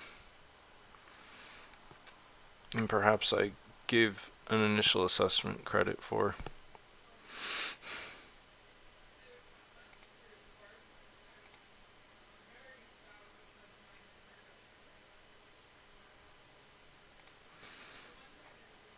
So this I'm really tempted. I mean, obviously I'm going to extrude it, but I'm not sure like how many polys I want to make it yet. Like, I'll show you my quick like procedure that I use basically for this kind of modeling, like for handles and stuff. Basically, I define the center line, and then I'm going to use like the polygon tool, making sure that it's locked to the right axis. Not access, axis. And then create the 2D polygon along that edge there, which it's sticking out, it's not snapped. And then I think it's always the outside shape that you want to pick. Don't quote me on this. It's either the outside or the inside. And you always want to have a straight angle at the end of the termination of your curve, otherwise the follow me tool never works right in Second Life. But yeah, bingo, just like that basically. So let's see, that's a hexagon. That looks pretty good. I mean, that looks really good because the mold lines intersect. Like I could bake a mold, like a crimp line on there in the texture and actually make that look really realistic. Not that I would do that, but I always explode these curves after I'm totally happy with what they look like. Also, I could delete this center line here and do the whole thing in one pass instead of one half at a time like it was before. So let's try that again. So yeah, there's the handle. This looks a bit sloppy internally here. Basically overrode my 45-degree angle, which is good and bad. But this is a really easy thing to fix, actually. There's many different ways I could fix it. But what's important is having the rough shape in like a really easy and quick way. Of course, it left a few artifacts behind here, unfortunately. This line, for example, which caused all kinds of trouble. And then basically, since I have it attached to the two key parts that are the most important to me, then I can just infer from there basically the rest of the geometry.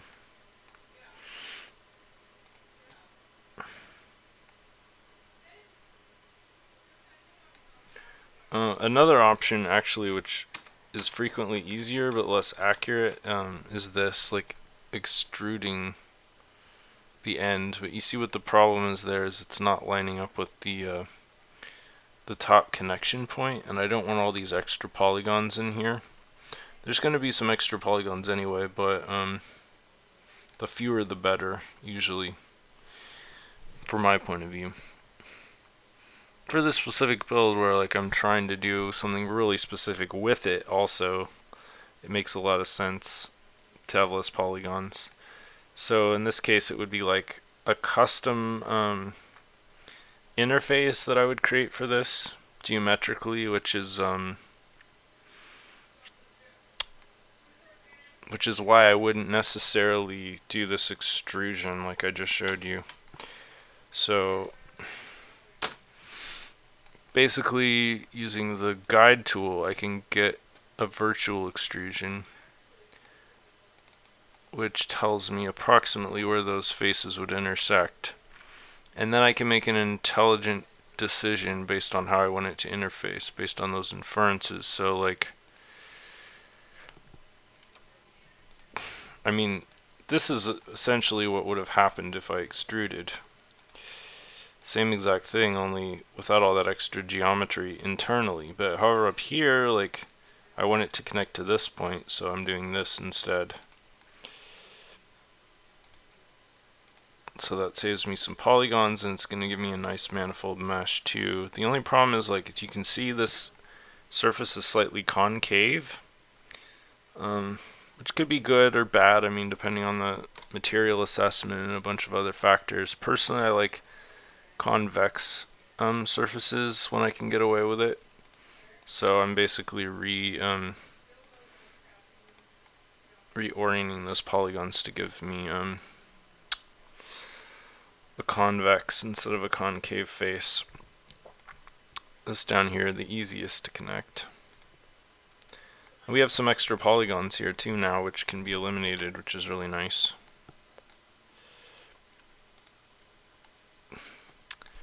And then this is where things get really complicated, because here's the actual interface, the polygon interface.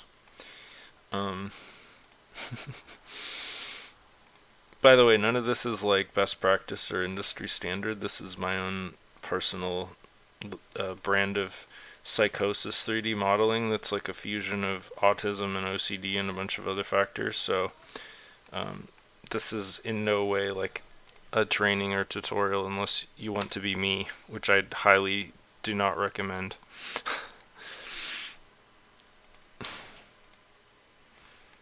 Like they say, it's all the freaky people that make the beauty of the world, right? So yeah, that's more or less rationalized to my satisfaction. I mean, it isn't, but it kind of is at the same time. It'll look fine, like when I import it into Blender and do a bunch of other tweaks. And there aren't any like hidden polygons inside, and all the faces are connected. So that's like the key, crucial thing. And now this really bugs me right here. Like I don't like this at all. Like this is way too overcomplicated. So I'm gonna go back to what I was trying to achieve earlier with that 45, and I'm basically simplifying the topology here on the fly, and then I'll have to go inside and delete the extra polygons. I mean, this is really like, I don't know if a computer, any kind of algorithm could do this sort of optimization. Like it's pretty insane, honestly. Like, and in the future, I don't think this will be necessary. In fact, my prediction is that the future of 3D modeling is just all photogrammy and chaos. Like, no one's gonna go to this level of effort to like optimize models. It's insane. And artificial intelligence, I don't think will ever be advanced enough to be able to pull this kind of optimization off. This also, even though this curve is consistent, like there's a lot of polygons here, and I can actually just simplify this as well, get even more bang for my buck. So I'm like deleting all of this topology. And then one of my major rules, personally, my major rule of thumb is never like double up on your work. So since I did it on one side and they're symmetrical, I don't need to do it on the other. All I need to do is make sure that I'm not going to be deleting any major faces, and then I can clean up everything underneath there. It's sort of like abortion of polygons that I created. And this, I would say this is not like a consistent thing. I don't do this on every single 3D model I make at all. And here's the really funny part of it. Like, I enjoy doing this, so even though it might be torture to watch or torture to conceptualize doing. For me, this is like a pleasant experience. Like, I don't know how to describe it. It's like soothing somehow. I don't know. Like, like I was saying, like the aspect of being able to do something that like a computer really couldn't even do as well as I can do it, because it requires like true intelligence to actually, or true decision making. Like this, a computer would just be applying optimizing algorithms that would make the best choices, but based on information and like big data. But to make the decisions yourself as a human being, like arbitrary, flawed decisions, I don't know. It's kind of like thrilling somehow to me. It's probably just stupid, but whatever.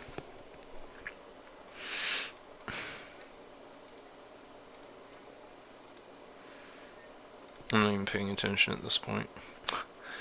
Yeah, so like I did that without even like any brain input at all. That was complete autopilot. So now that I have this all closed, manifolded, and interfaced and rationalized, then I can just go to this and do align faces, or whatever the fuck, what is it? Orient faces, there we go.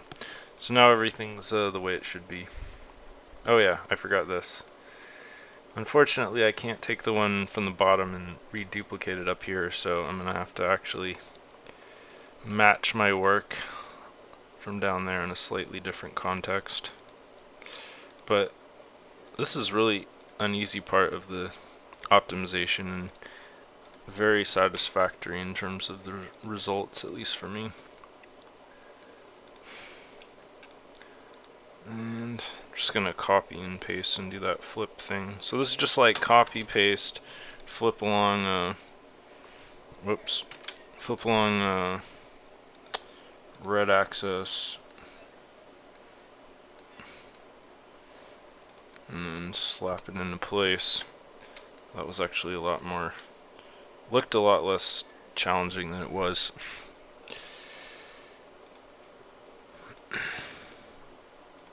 And then of course the faces are flipped, which is sometimes nice and sometimes not nice, because it makes it really obvious what's going on, but at the same time, like, then you have to flip the faces.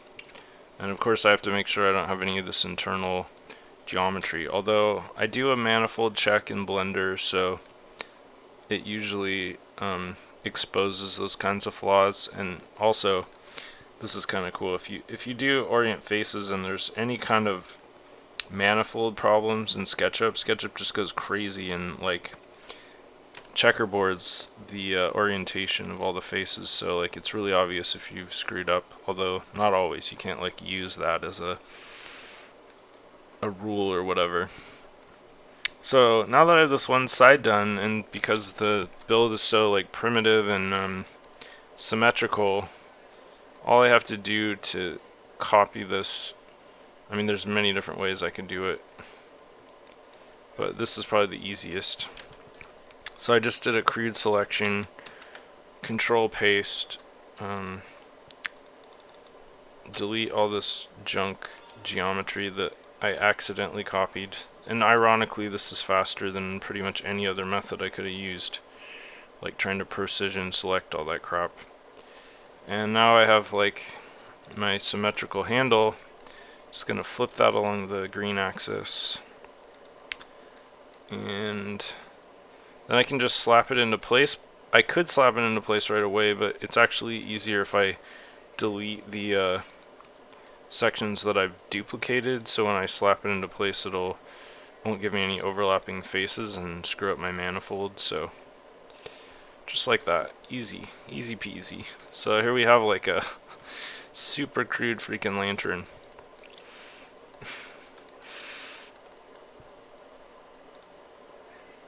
Proportions adequate, not good, but adequate. Like, the more I'm looking at it now, it seems like the middle shade sections what could really do with some improvement, because it's too squat. It's not like wide enough or long enough, tall enough. There we go. And I can actually still fix that at this phase, but it would generate new polygons, so I'm probably just gonna leave it the way it is. I mean, It's good enough. Yeah, that shade's definitely not large enough. It's like a squat shade.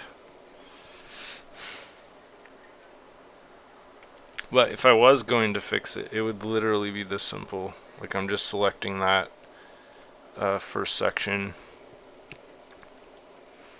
moving it up by 10 millimeters.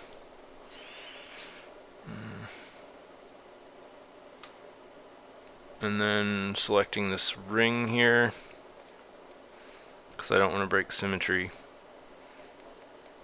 And then bringing that down 10 millimeters to maintain symmetry.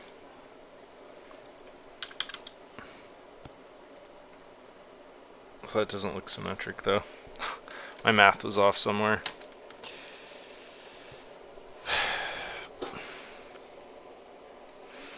Here's the easier way to do this.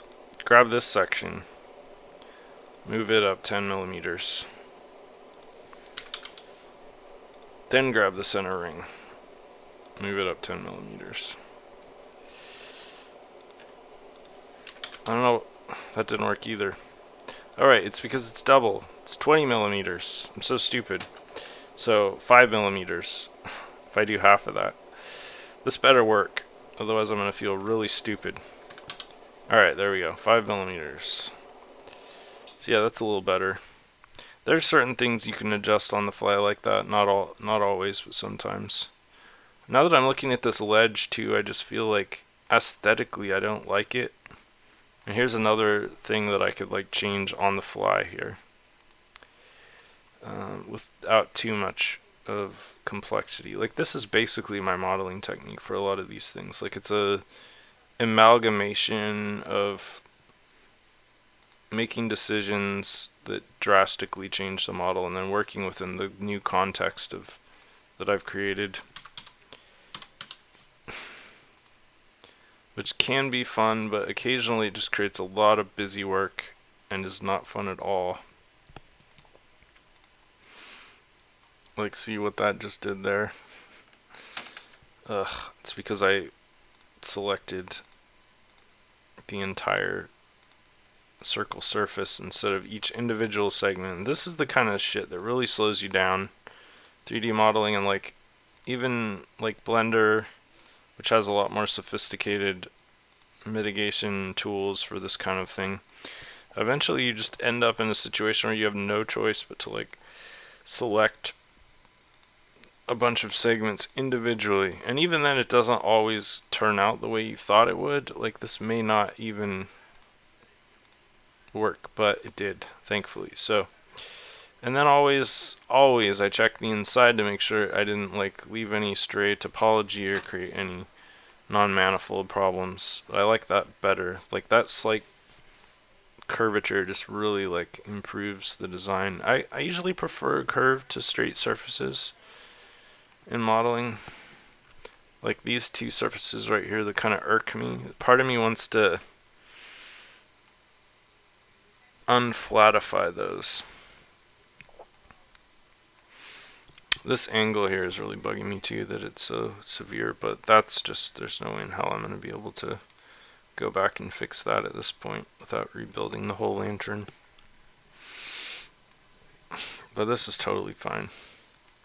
Just like the dog sitting on at the little table sipping his coffee while his house burns down. This is fine. Okay. Alright, so, maybe it's time to go to the basalt stage. Like, I don't know if I want to add all the fine details until I've worked out the kinks of this crazy idea that I had. Let's see, what else? Really, what's absolutely essential at this stage? Maybe these holes up here, which it looks like there's 4 holes. That'll be really easy to implement. And they go all the way up to the top, which also makes things easier. Let's see, what relationship do they have? They're like set at a diagonal to the side supports, which is kind of intriguing. Well, this lantern may turn out to be ugly and weird, but at least it will be unique.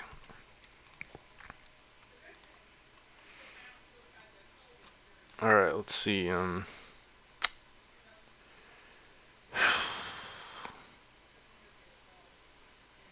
There are so many different ways to poke holes like this. I'm just running through the list in my head of the ones that are the fastest and easiest given this situation. Also, I'm trying to make sure that I at least get a semblance of similarity to my source images here, and that's, so basically if that's the center, I'm gonna get the two center sides, so my holes are gonna go in these segments right here basically.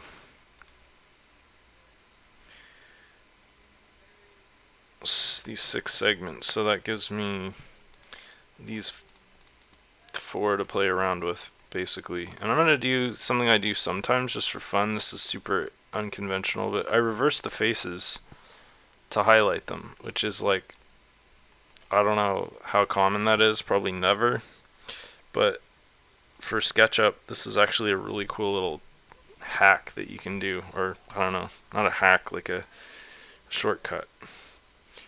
So basically I need to cut out a kind of a loop sort of in there.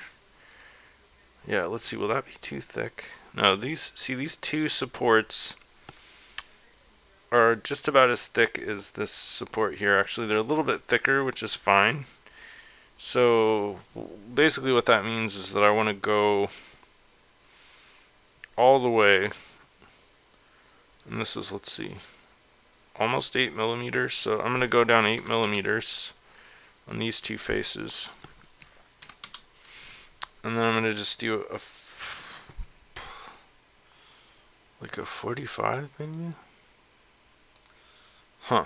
8 millimeters isn't really far enough. But this will actually be the top line, not the bottom line. It's kind of confusing. You'll see what I mean in just a minute. So this is actually going to create more polygons than I was hoping for, but I think it'll be okay. It won't be too many. So basically this is going to be the start of my 45-degree line, like so. And then I'm going to use this edge as a guide for my bottom seam. Okay. Then I'm just going to completely delete this top part.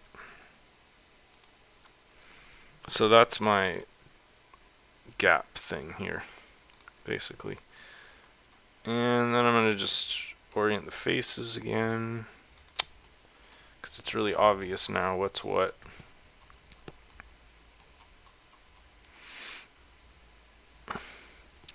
Now this is where things get a little tricky, because at this point I'm actually working within the 3D internal area of the design. So like if I do this,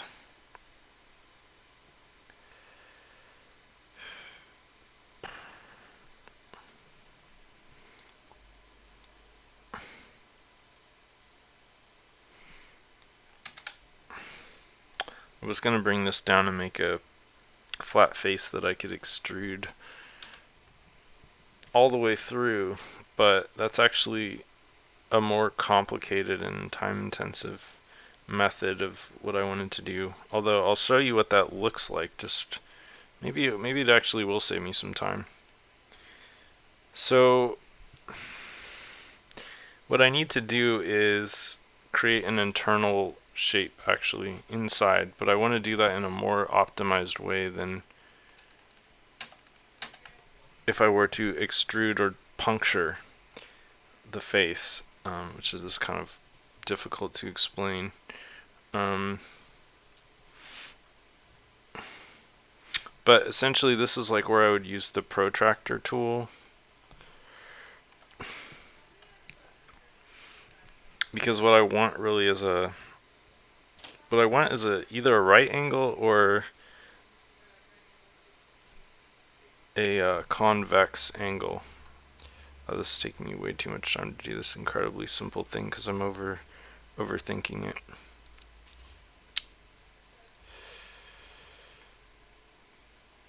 Okay,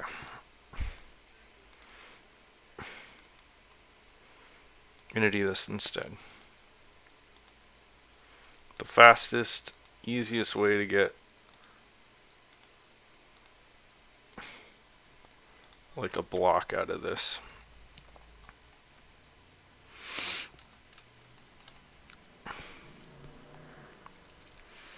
And then I want to walk that in to this distance right here. So I know this looks really freaking convoluted, but it's actually kind of a shortcut just due to the way that SketchUp's idiosyncrasies. So let's see, yeah, that is the right kind of angle I want. It's even though it's a straight extrude, I don't want it to match up with the radians coming from the center of this polygon. I actually wanted it a little bit of an angle. And that's just because I sort of like the flimsy, sort of punched out way that this looks. And so I'm emulating that in a sense with this particular angle. So I want the same thing from here. And I want it to intersect with this face right here.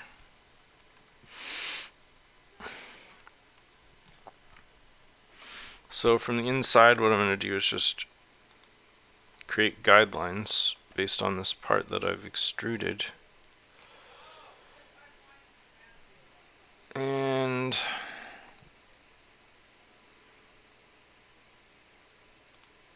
I'm going to do this,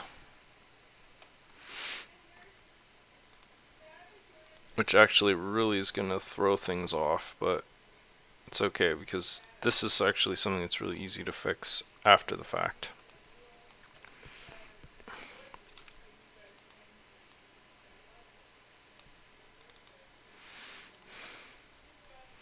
And then all I have to do is connect these 2 points. So at this point there's a whole bunch of clunky geometry in here, and if you're a 3D modeler and you use any sort of like real industrial grade program, you would be like shaking your head at this point because there are so many built-in tools that can help you do all of this stuff. But like I said earlier, this is how I like to do it. I enjoy it. It's like a puzzle. It's just kind of fun to like solve these problems in this incredibly weird way. So those faces are easy to close, and we know that they're actually aligned because when I delete all these other lines, the polygons stay intact. And when I orient faces, I don't get that manifolding effect. So basically what I've created right here is the profile of my cutout going into the internals of the object. And of course they go all the way through here. That will require a lot more sophisticated topology inside. I could just texture this as a black face, and then I wouldn't have to worry about that. But for the moment, what I'm going to do is really sloppy and lazy. I'm just going to copy all of this topology that I created. I could delete those lines, but I'm not going to. And then I'm just going to use the copy and flip method. Flip along red, I guess. No.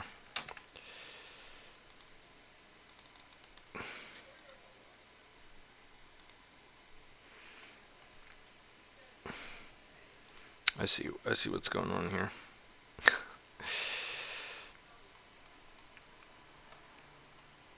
So there's a two-part gap, and I want this corner edge here. Just slap it right in there on the top. Okay, is that right? Just want to absolutely make sure that I've got the placement right before I move on to the next. Yeah, of course. It wouldn't have fit if it wasn't right. So this is all part of the like staging what I'm about to do. So now, like, once again, trying to follow my rule of not doubling up my work, although I am in a sense here. I'm going to copy both of these this time, and then this should be the last thing I have to do in this stage of creating this topology.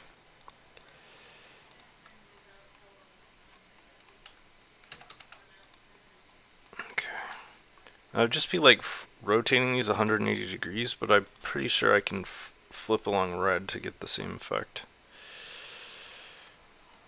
And that will be the conclusion of this cutout.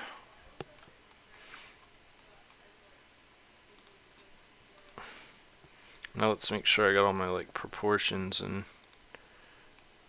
placement right before I move on to doing the more detail stuff.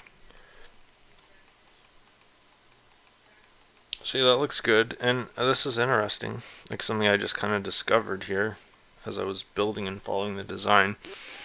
These vertical supports line up with these external outer handles, which makes a lot of sense because the force exerted on these handles is going to be radiating up and down the design. So the more structural strength you have vertically that's consistent, the better, the stronger it's going to be, which is kind of a cool little detail, kind of reverse engineering, I guess.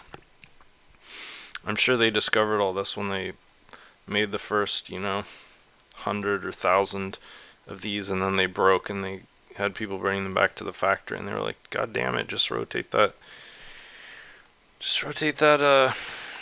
cut out 45 degrees, and you'll solve all those problems. So yeah, I could leave it like this. I mean, that would probably be adequate, but I really, really, really like the punch out effect. Like, I don't know why I like it so much, but I do. To me, it's like one of the key aspects of the whole thing. So what I'm going to do, and now even worse than doubling up my work, I quadrupled work that was going to be undone, and then some. I'm going to delete all of these sort of like inner edges of the copied cutouts that I made, and then I'm going to intersect them internally.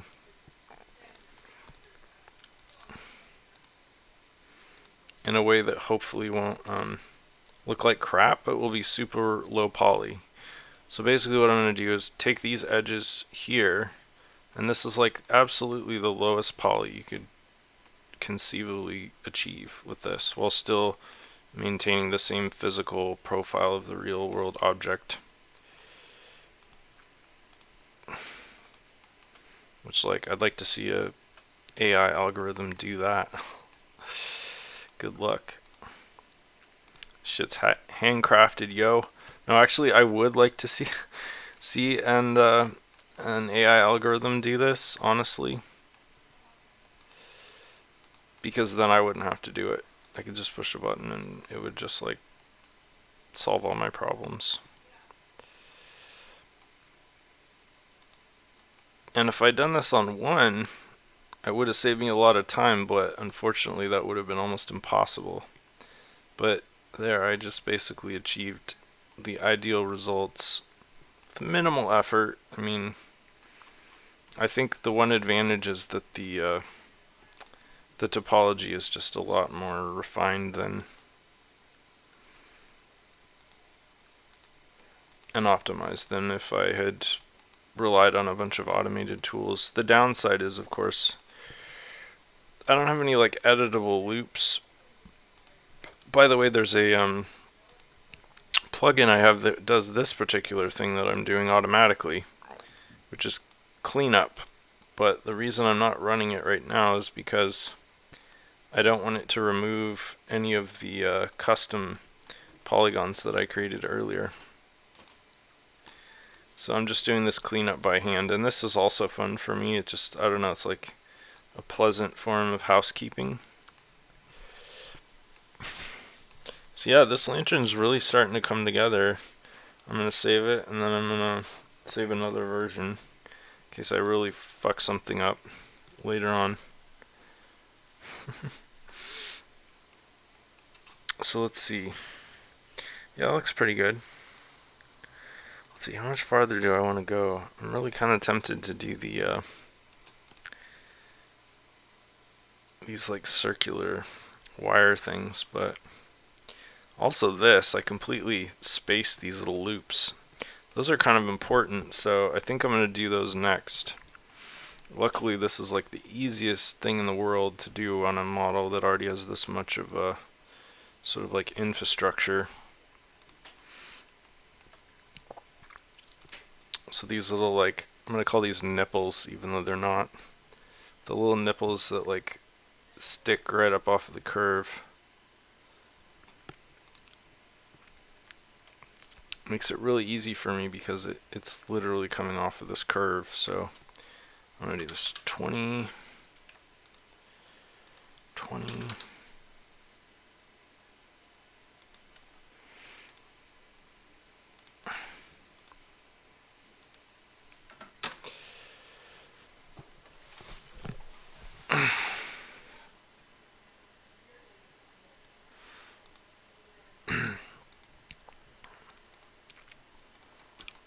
And then I just need to create a curve, like a gentle curve, although a complex curve. Actually, what I'm going to do is create a 45 off of here. Huh, look at that, it doesn't line up. Okay, new plane. 45 off of here. It's not really a 45, but what I want is, if I just did a curve, it wouldn't have this nice circular sort of aspect that this little, like, I don't know how they created this, like, it's like a crimped, but it's also like pinched and then crimped. That's a really complicated manufacturing aspect. It must have been a real pain to figure out how to make those in real life. But essentially all I need to do is pick the midpoint. That's convenient. And then follow along this line. Let's see, is that too far? Kind of looks like too far, like way too far. These aren't that big. They're actually pretty small. So the midpoint's actually way too far. So let's try this instead. And that's actually in line with the actual 45 degree from this curve, which is fine. I think that's better actually. So alright, I'm gonna just, yeah, see, that's the actual 45, which is a little more authoritative from my point of view. So let's see, probably like 5.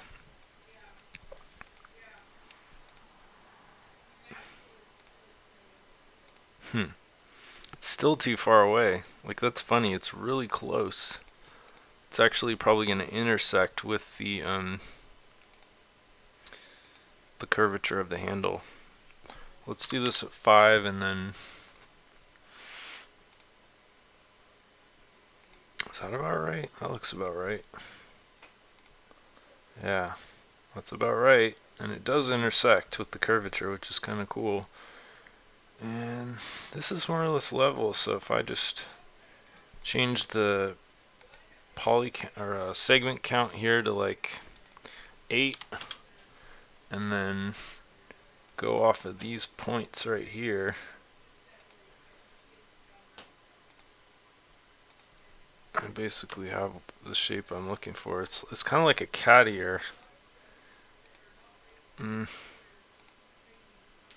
It's annoying. The bottom part of this segment is actually a little bit higher up, like more like right here, but I don't want to create like a bunch of complicated geometry for an interface there. So I think what I'm going to do is make this 12 segments.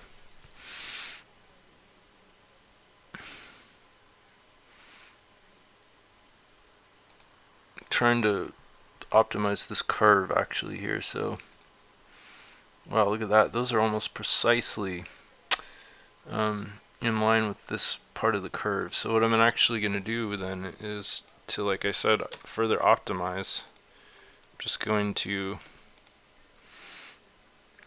draw those lines right up to here.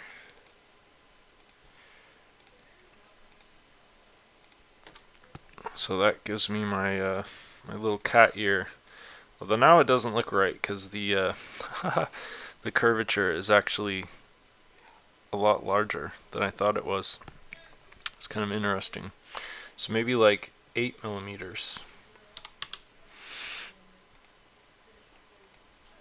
Well, that's way too big, but maybe actually, the top of this curve actually doesn't go out this far, so it's almost like it was lower down. And I really want to expand it, but there's no like easy way to do that.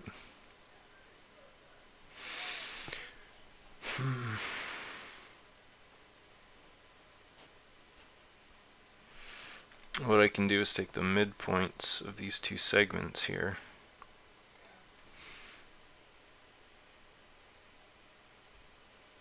Draw a curve between those and just completely forego this other plan that I had, which is fine. Gotta be flexible when you're modeling.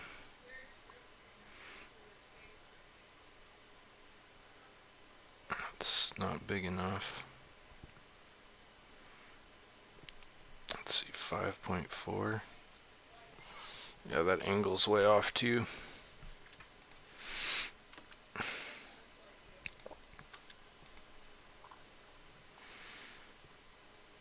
If I lower this point, this center point,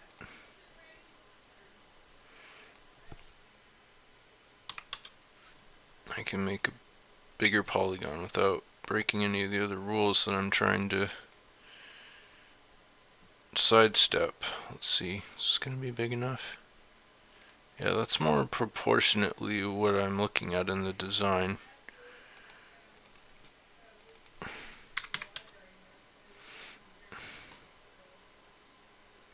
Once again, I can go off of these two angles here if I really want to. That works just fine.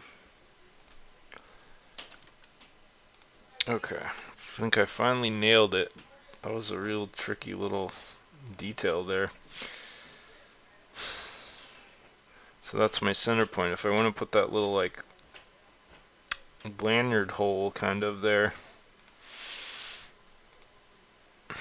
And this is where things really get tricky, because you have to ask yourself, like, is it worth it to add details this small on something that is already this low poly, you know? Because that's a lot of extra polygons. And I haven't even like made this three-dimensional yet. It's completely 2D at this point. Like, I think that's about as far as I would go, like a hexagon inside there. Is any more than that, and it's gonna be too many polygons. In fact, even this outside shape, I think, is a little poly dense.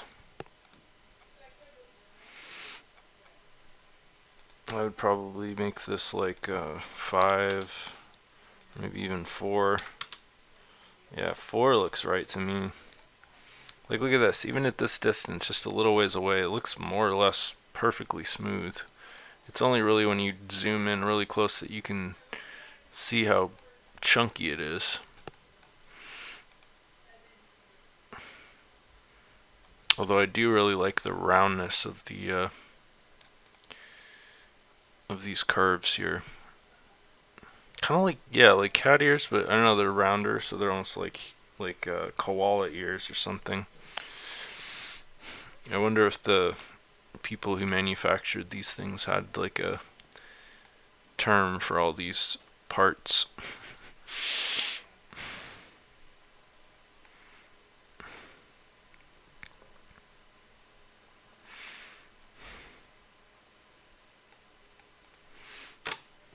What the hell? Huh. I thought these were on the same plane. Oh, they were. It just Sketchup has this weird glitch where sometimes polygons overlap. So there's a variety of ways that I can make this 3D. I think probably the easiest one that I can think of would be to take a portion of this 3.5 millimeters and bisect it and then create a diamond here. No matter how I do this, it's gonna be a little sloppy. I'm gonna have to topo some of the parts, but the good news is I only need to do it once, and then I can just copy and paste it on the other side.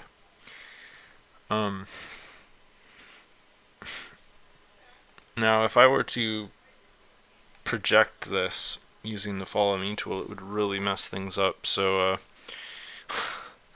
unfortunately, I'm not going to be able to take that particular shortcut. What I can do, though, is create multiples of these triangles at key intersections along this loop, and then link them all together with kind of like a spine.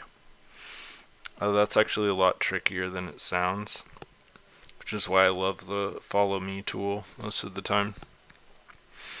And the only way to use the Follow Me tool on this particular surface would be to do this, which is actually the much faster and practical alternative. Basically, I'm creating a flat plane here, and then I'm going to project out along that by, like, I don't know. You'll see what I'm doing in a second here. And then basically I would create the same triangle along that shape or line. Although I'd want to do it a little more with a little more sophistication than that. So I'm gonna actually do the same bisection and triangle drawing technique that I used down there. Once again, this is all just totally me and my crazy weird way of doing things. Like, never in a million years do things this way if you want to actually be a decent 3D modeler.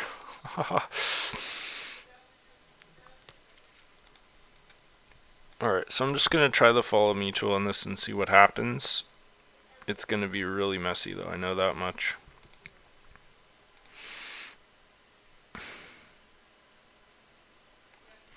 Yes, it's pretty much a clusterfuck, but it does give me like a jumping off point. Like, clearly I'm not going to be using any of this internal structure because I had created my own, but it's been erased. So this internal section, I'm actually going to make this its own object so it won't end up getting destroyed when I use the Follow Me tool.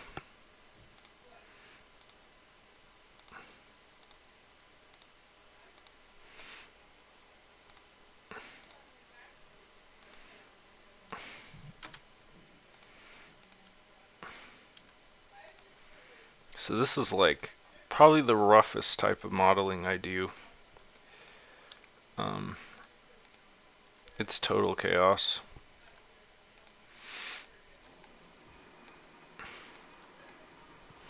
But I mean, it's as long as I have the key components, then I can complete the topology that I was trying to accomplish.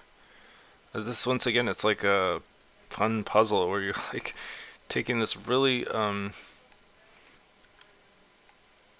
oblique approach to solving the problem. Now this is curious, like I could do this, I could make a polygon here, but that's adding a lot of unnecessary geometry. It actually would make a lot more sense to just directly go from there to there. So that's what I would do basically. I'm just optimizing on the fly here and creating a whole new like geometry pipeline. I don't know, that's what I was going to say, but I don't know if that makes sense. And then and then this can be like connected to these other parts. It looks kind of bad now to me, like that internal shape, which looks so good on the 2D, looks a lot less awesome in 3D, which is weird, but I know why. It's because actually I just thought of a better way to do this. It'll look weird, but I'm just going to extrude this out as far as it needs to go. And then I think what I'm going to do is rebuild all this external topology around the hole, which I don't know, is that intuitive? I don't like the way it's like aligned kind of weirdly, like it's not super parallel to anything.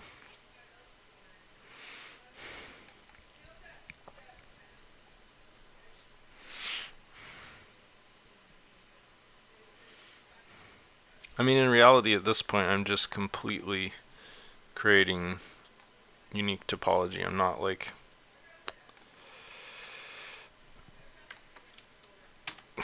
that follow me step was completely useless if I basically just delete everything I've created so far and use this as a like a scaffold kind of, which I don't know.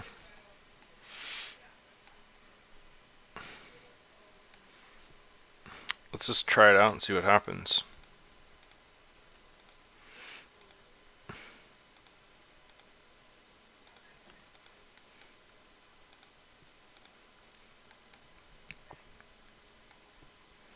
That didn't go quite how I wanted it to. Looks like I'm going to have to leave a couple of those there while I'm screwing around just to avoid collapsing the whole thing. Okay.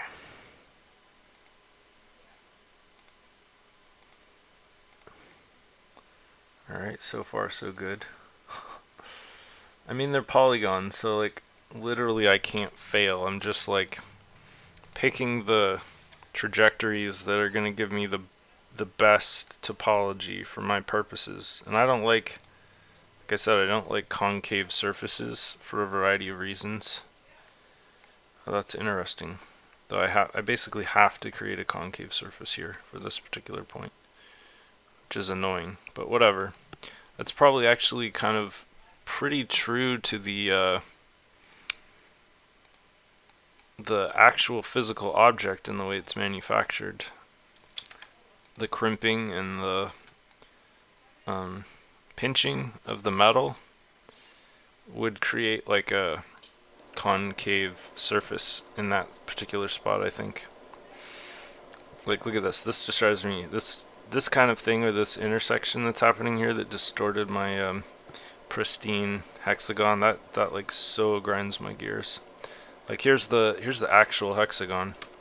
So I'm really kind of like bending the rules here. I'm gonna have to delete a whole bunch of topology in order to like restore the angle. I think that's right. That's what I wanted. Okay. That wasn't so bad. I thought it was going to be a lot worse.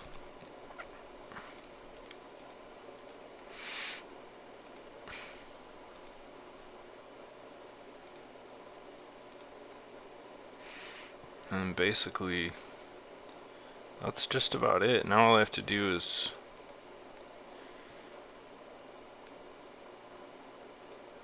connect it here and here.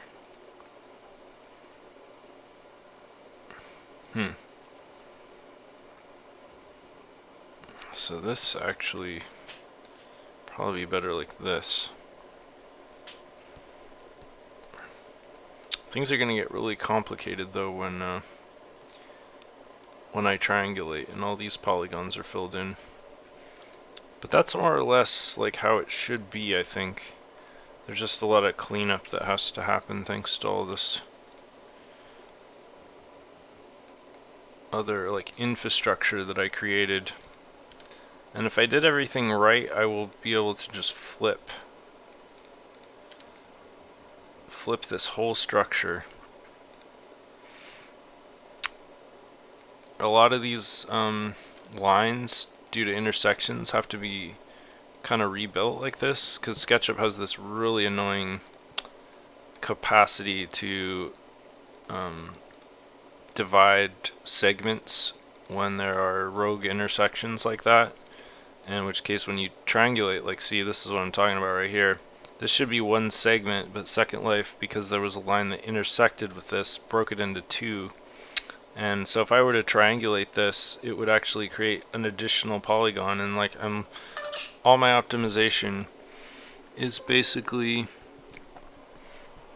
gone to waste when that happens. So that means that it has to be completely rebuilt, and I have to pay really close attention when I'm doing that, because if I'm not paying attention and I delete one of the sort of guidelines, there's something going on there, then I won't be able to rebuild the rest of the shape outside of that. So I don't know, just more of the puzzle. Sometimes there are certain aspects of the puzzle that are tedious, like this right here. What is going on here? I see there's something like, it was just a guideline, thank God. Alright, let's see if we can, first I'm going to flip all these faces, otherwise I'll have to do it twice.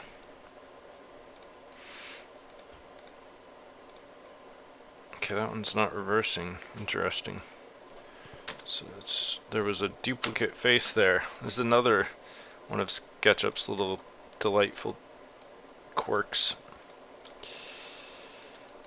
I don't know, I just find the build environment so clean and tranquil and minimal that even with those quirks, it's like, I don't know, somehow it's a lot more pleasurable for me than working in Blender. When I'm working in Blender, I always feel like I'm sitting in the cockpit of like a 747 or something. It's just like, there's so much.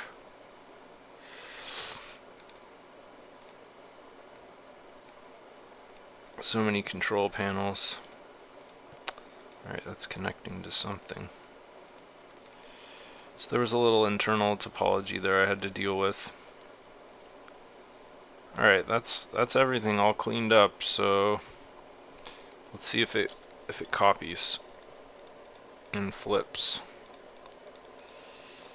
Let's see, I need that whole side, don't I? This is also going to create additional polygons along here and here, which normally I would probably fill these in as I was working, because this will help minimize work that I have to do later on in Blender if I make sure all this stuff is neat and tidy at this stage. So yeah, it kind of makes you wonder, like, how the hell did I get from that 2D shape to this? It's like, it's bizarre, like that it's possible to.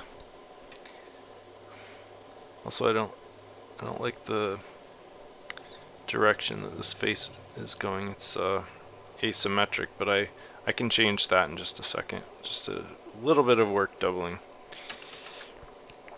Alright, flip along red. And then delete all these faces that I won't be needing because they're going to be part of the copy set. And hopefully it will just snap into place and be perfect just like I want it to be. And the only artifact that indicates that I did any of that is this line here in the middle. Alright, and this was the one that I didn't like. Actually, it looks fine from this side. Like it looks bad on this side, but alright, I'm gonna do it anyway. So I'm just reorienting these polygons because they're going in a different direction than all the others. And now there's a high probability that I created some internal geometry doing that. So I'm going to have to go and check and make sure Sketchup didn't automatically create a face inside, which it did, of course. And there's a couple of like totally essential tools that are required for this kind of thing, which is like hiding. So I'll be hiding and unhiding constantly when I'm working on this, usually, typically. And then also view face style X-ray, which really helps you see if there's any internal faces that were created, which in this case it looks pretty clean. I think I got them all. And of course, the last but not least is actually using the camera to, kind of tedious, but navigate inside the object and actually do a visual inspection. But that looks pretty good. So mission accomplished. Now all I have to do is copy this entire section, which I showed you kind of my technique for that before. Sloppy, quick and sloppy, but actually a lot faster than the alternative, as long as you make sure you clean up any spare geometry. Now this is going to replace that entire shoulder, so I can just go along the spine here. Delete, delete, delete. Delete, delete, delete, and then flip along red, I think. Nope. Flip along green. And drop that into place. Bam. Just like that. I could have made that a component, and then if I wanted to change it in any way and go back and adjust it, I could have done that. So yeah, it's looking better.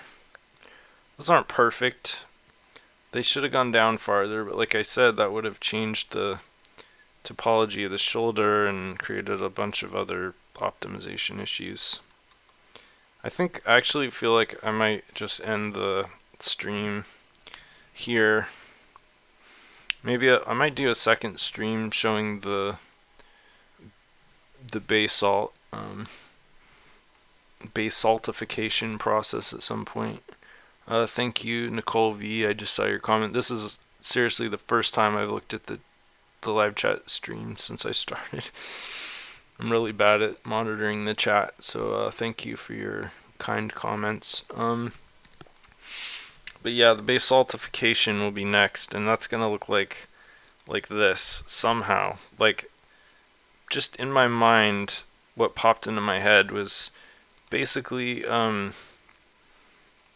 creating 2D platforms like I did for building these rings, these outer rings, sticking out at like angles that are parallel to these long lateral faces, and then creating a little complex of hexagons along those edges, and then extruding them in up and down until they are kind of like fleshing out the plane, and then staggering them from the longest ones will be on the inside and then the shorter ones will be on the outside to create this like a basalt kind of like the staging kind of configuration. God, isn't basalt awesome? It's just so cool. Like nature's hexagons. And I like how they're not like perfect hexagons either. Some of them are like very asymmetric. I'm not going to go that far because that would just be ludicrous to try to emulate that level of chaos in Sketchup.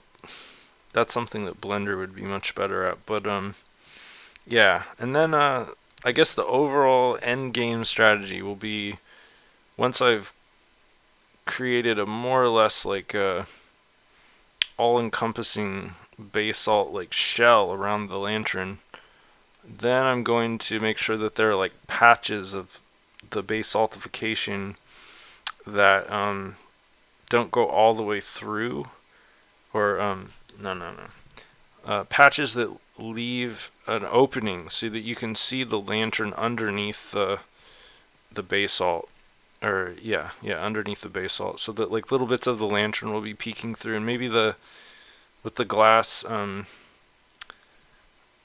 globe will, like the basalt will just like be a jagged edge that kind of like follows the top and the bottom, but will leave like the center of the globe open so that you can see the wick and the flame and stuff inside. So yeah, that's the theory. I don't know how long it's gonna take to pull all that off, honestly.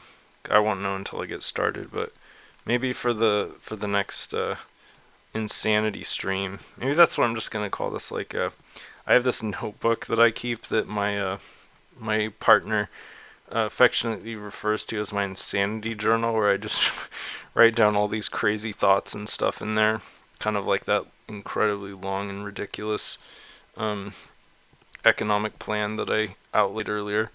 And so yeah, this could be like my insanity stream. It'll be like the live YouTube version of my insanity journal. So yeah, anyway, I hope you guys had fun watching this. I'm sorry for the times where I just kind of like spaced out or lost the thread, lost the plot, but that's how it goes. And I appreciate everyone who comes by and watches me and listens to me be crazy. And I hope you guys are all doing okay out there, and this definitely helped me blow off some steam today, which was direly needed. So yeah, take care everyone, and I'll see you next time. NeoToy out.